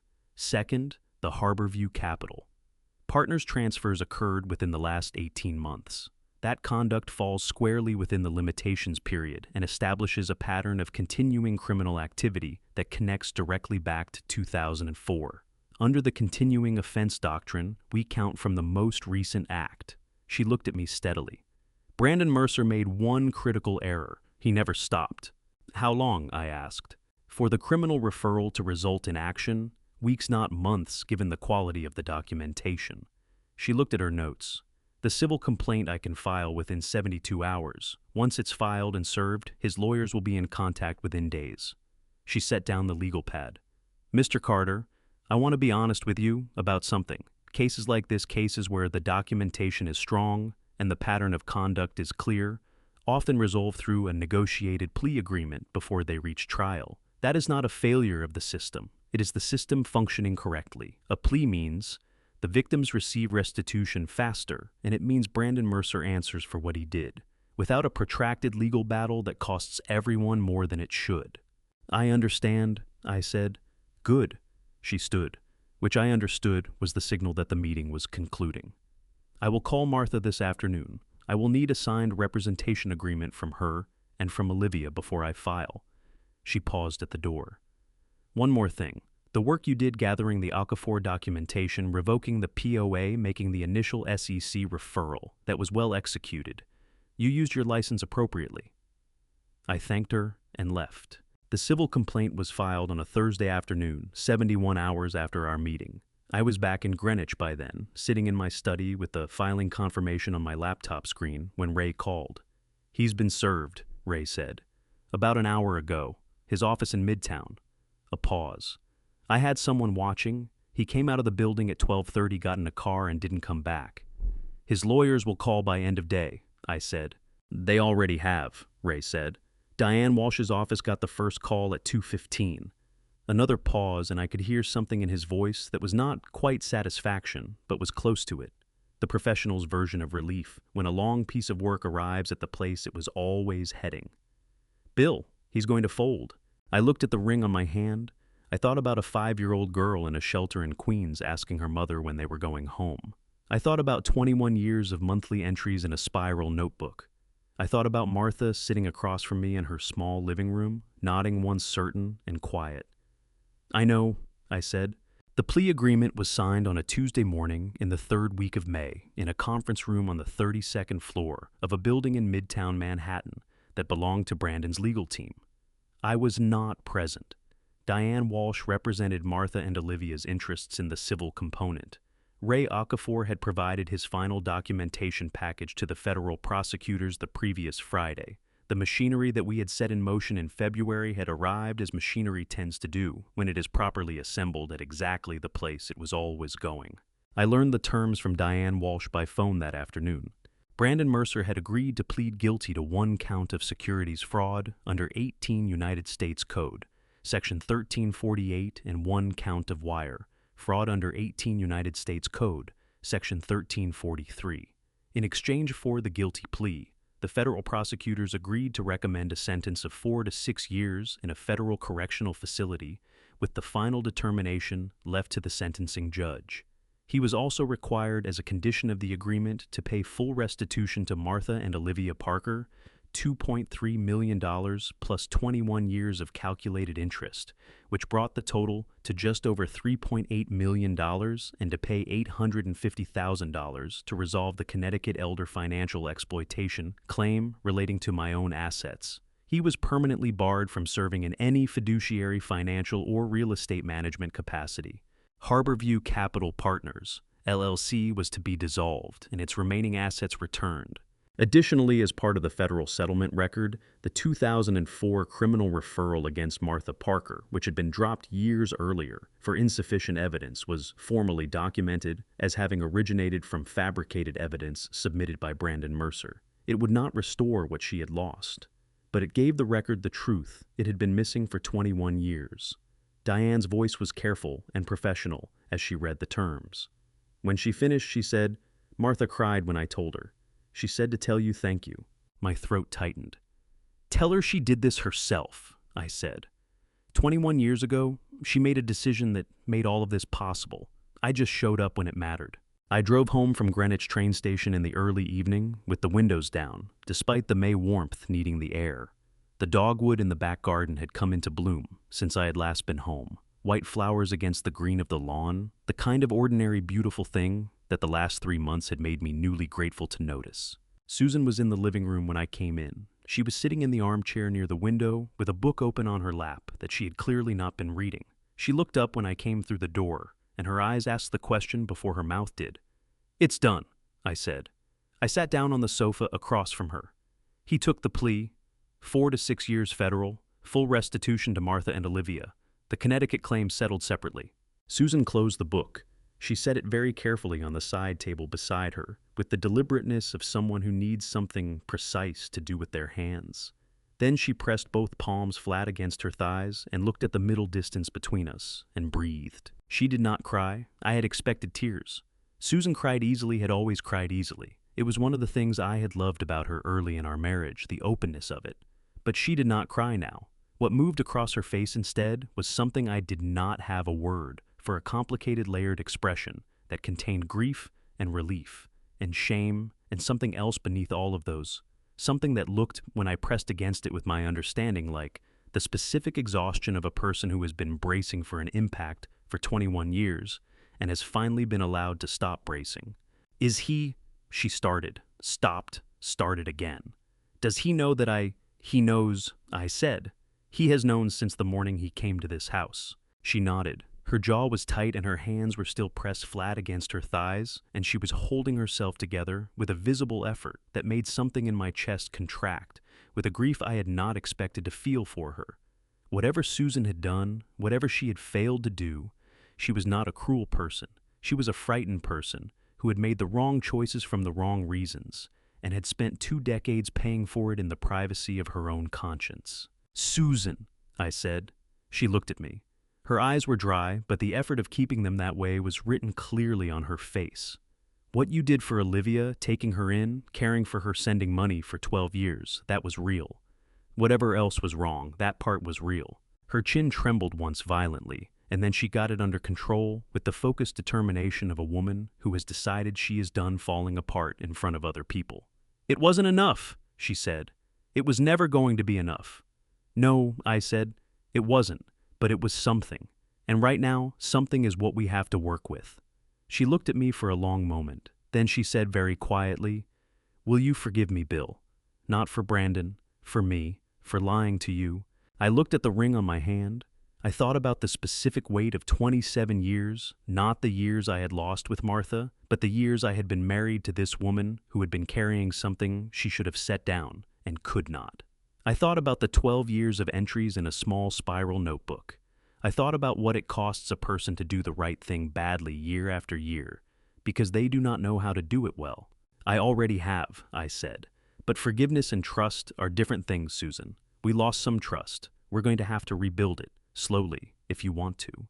She looked at me with the eyes of someone who has been handed something they were not certain they deserved and is trying to decide whether they have the right to take it. "I want to," she said.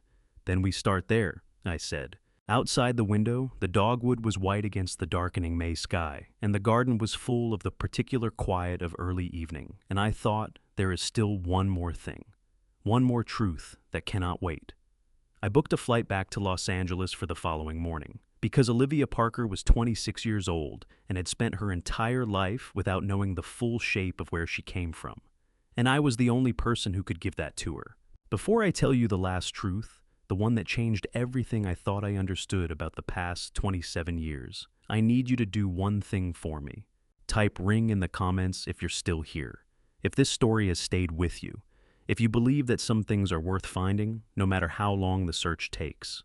Because what I'm about to tell Olivia will change her life forever, and I want you with me when it happens. Please know, parts of this story include fictional elements added for emotional and educational depth. If you feel this content isn't for you, that's completely okay. You're free to step away at any time, with no judgment at all. Martha had told me when I called from Greenwich the evening before that she would be home by 4. She said simply without elaboration, the way people speak when they understand what a conversation is really about and have decided to make space for it rather than fill the space with words. I told her I would be there by 3:30. She said she would have coffee ready. We did not discuss what I was coming to say because we both already knew. Olivia was working the afternoon shift at a restaurant near Culver City. Martha had mentioned it during our first conversation, the way mothers mention the details of their children's lives without thinking. That gave me roughly 30 minutes. And so, when I arrived at Loma Vista Drive and rang the bell and Martha opened the door, I stepped inside and felt the particular weight of a conversation that had been coming for a very long time. Martha poured coffee without asking whether I wanted any. She set both mugs on the low table and sat in her usual chair and looked at me with the steady, unhurried expression of a woman who had made her peace with difficult things a long time ago and was now helping someone else find his way to the same place. "Are you ready?" she asked. I thought about the question honestly the way she deserved. "No," I said. "But I'm going anyway." She smiled at that brief genuine, the smile that reached her eyes. "That's the right answer," she said. We heard Olivia's key in the lock at 3:12. She came through the door, the way young people do, after a long shift jacket already half off her shoulders, bag sliding down one arm, moving with the particular momentum of someone whose body has been on its feet for hours and is calculating the exact distance to the nearest chair.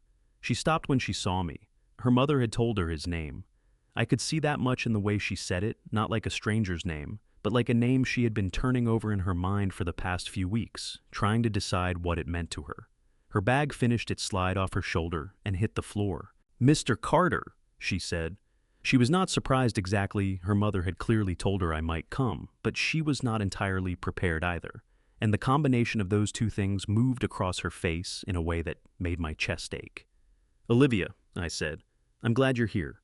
She picked up her bag. She hung it on the hook by the door, with the careful deliberateness of someone buying time to settle themselves. Then she came and sat beside her mother on the small sofa, and Martha reached over without a word and took her daughter's hand, and Olivia led her, and the two of them sat there together, fingers interlaced, shoulders almost touching, and looked at me.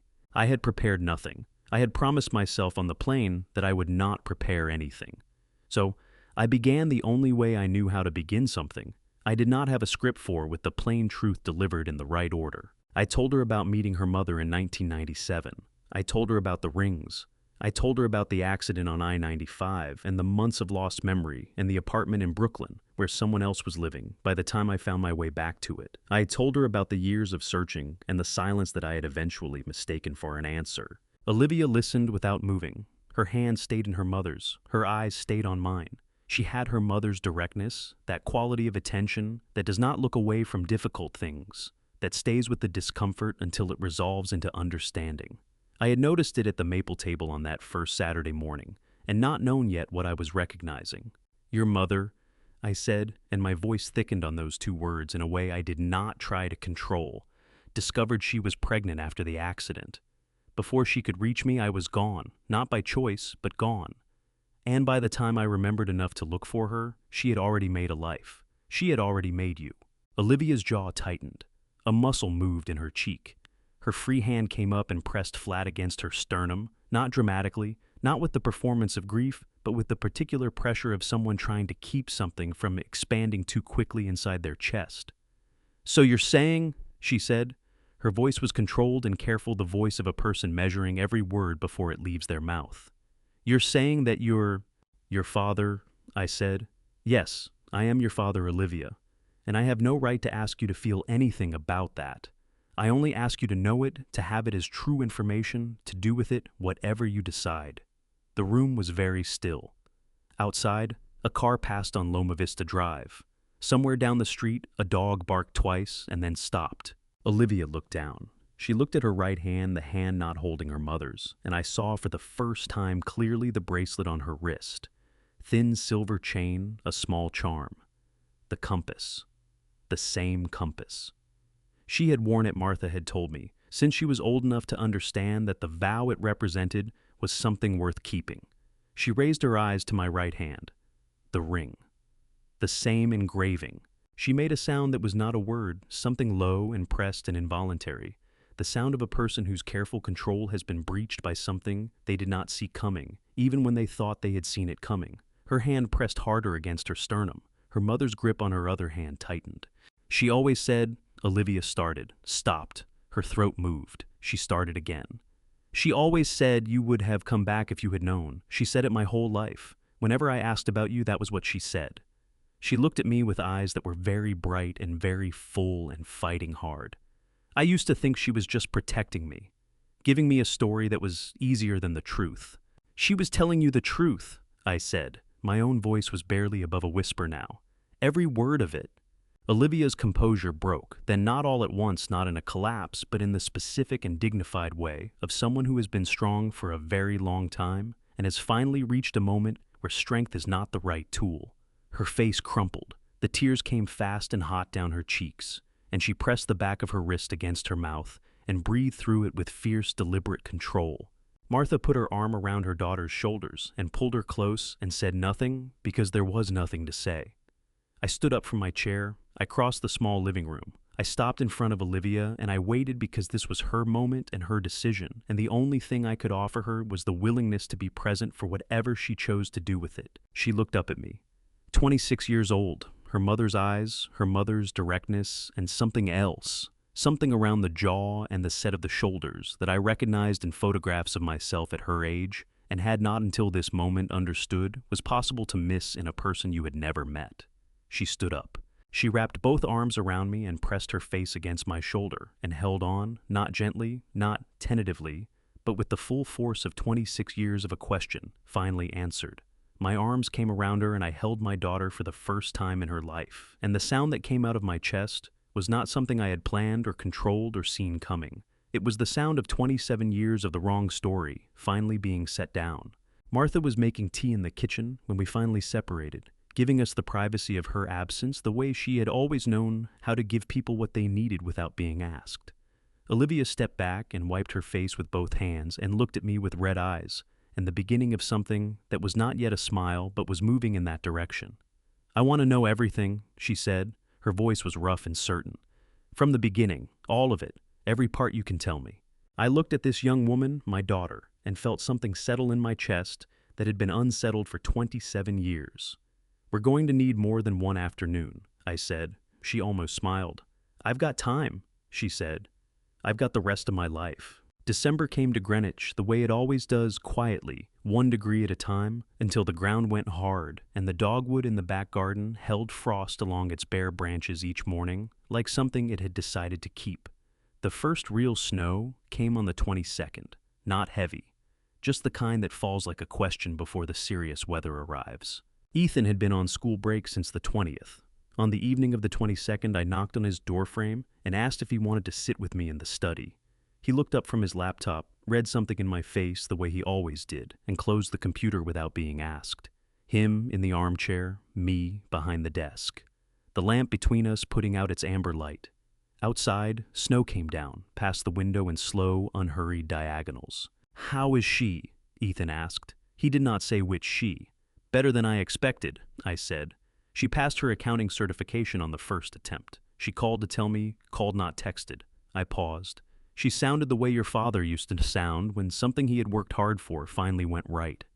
Ethan's mouth curved that quick, crooked smile that still caught me off guard. "What about Martha?" "Martha is teaching financial literacy at a community college in Pasadena," I said. The name still did something to my voice I had not entirely learned to control. "She says her students are people who ended up in situations like hers, not because they were careless, but because nobody showed them how to protect themselves." I looked at the ring. "She sounds like herself again. The good kind of herself. And you and Grandma Susan." "We're working on it," I said, slowly but honestly. Ethan nodded and let it rest. He had always known which questions deserved pressing and which ones to leave where they landed. He leaned forward then. "Grandpa, are you happy?" I looked at him across the amber-lit room. "And happy is not quite the right word," I said. "What I feel is more like the right things are finally in the right places. Olivia is in my life in a way that is real and growing. Martha is not a question anymore. Susan and I are trying, which is more than I could say 6 months ago." I looked at him steadily. "And you are sitting in that chair, asking me questions that are too old for you." He grinned full and unguarded. "Someone has to." "Someone does." I agreed. We sat without talking for a while, sharing a room and a quiet without needing to fill either. Somewhere in the back of the house, Susan was moving around in the kitchen with the radio on low. Then Ethan said, without looking up from his hands, "Why did you never take it off the ring? Even when you couldn't remember her, you wore it every single day." I looked down at the band on my right hand. All those years had smoothed its edges and worn the silver to a softness that new metal does not have. 4 words inside. "Find your way home." Some part of me understood that removing it would be a decision I could not reverse, I said. Or perhaps it is simpler than that. Perhaps I just needed something to hold on to. And it was there. Ethan looked at the ring. Then he looked up. "Do you think it actually brought you home?" I thought about a young woman in a small restaurant on a February morning, her hand stopping, because something on an old man's hand caught her eye.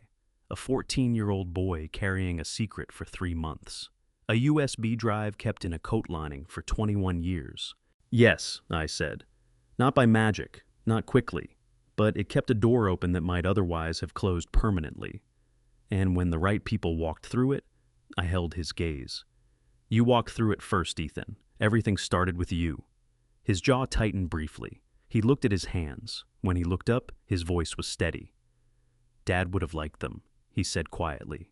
"Martha and Olivia." A brief pause. "He always said our family was too small." My chest tightened with a grief that had become over these months something I could hold without being held by it. "He was right," I said. "It was." The snow fell past the window in its patient, steady way. After a long while, without any weight in his voice at all, Ethan said, "It's a good ring, Grandpa." I looked down at it one final time. The lamp was warm. The house was quiet in the way houses are quiet when the people inside them are at peace, not empty, not absent, just settled. Yes, I said, it is. I am 62 years old, and I spent 27 years carrying the wrong story about my own life. Do not do what I did. Do not mistake silence for truth. Do not let fear make your decisions for you. Every family story carries wounds, but wounds are not the end. They are the part that teaches you what nothing else can. I have learned that secrets do not protect the people we love. They only delay the damage. If you are hiding something that is quietly destroying the people around you, the way it happens in so many family betrayal stories, find the courage to set it down before it sets you down first. I believe God places the right people in the right moment for a reason. A 14-year-old boy found a box. A young woman noticed a ring, and everything changed. Not because I was strong enough, but because the people around me were. Every family story I have lived through has taught me this love does not expire, truth does not disappear, and justice, however late it arrives, always arrives. If this family betrayal moved something in, you leave a comment, share this story with someone who needs it, and subscribe so you never miss another story that matters. Thank you for staying until the very end. Some story elements are fictional, created for storytelling and educational purposes. If this content is not for you, we respect that. Choose what serves you best.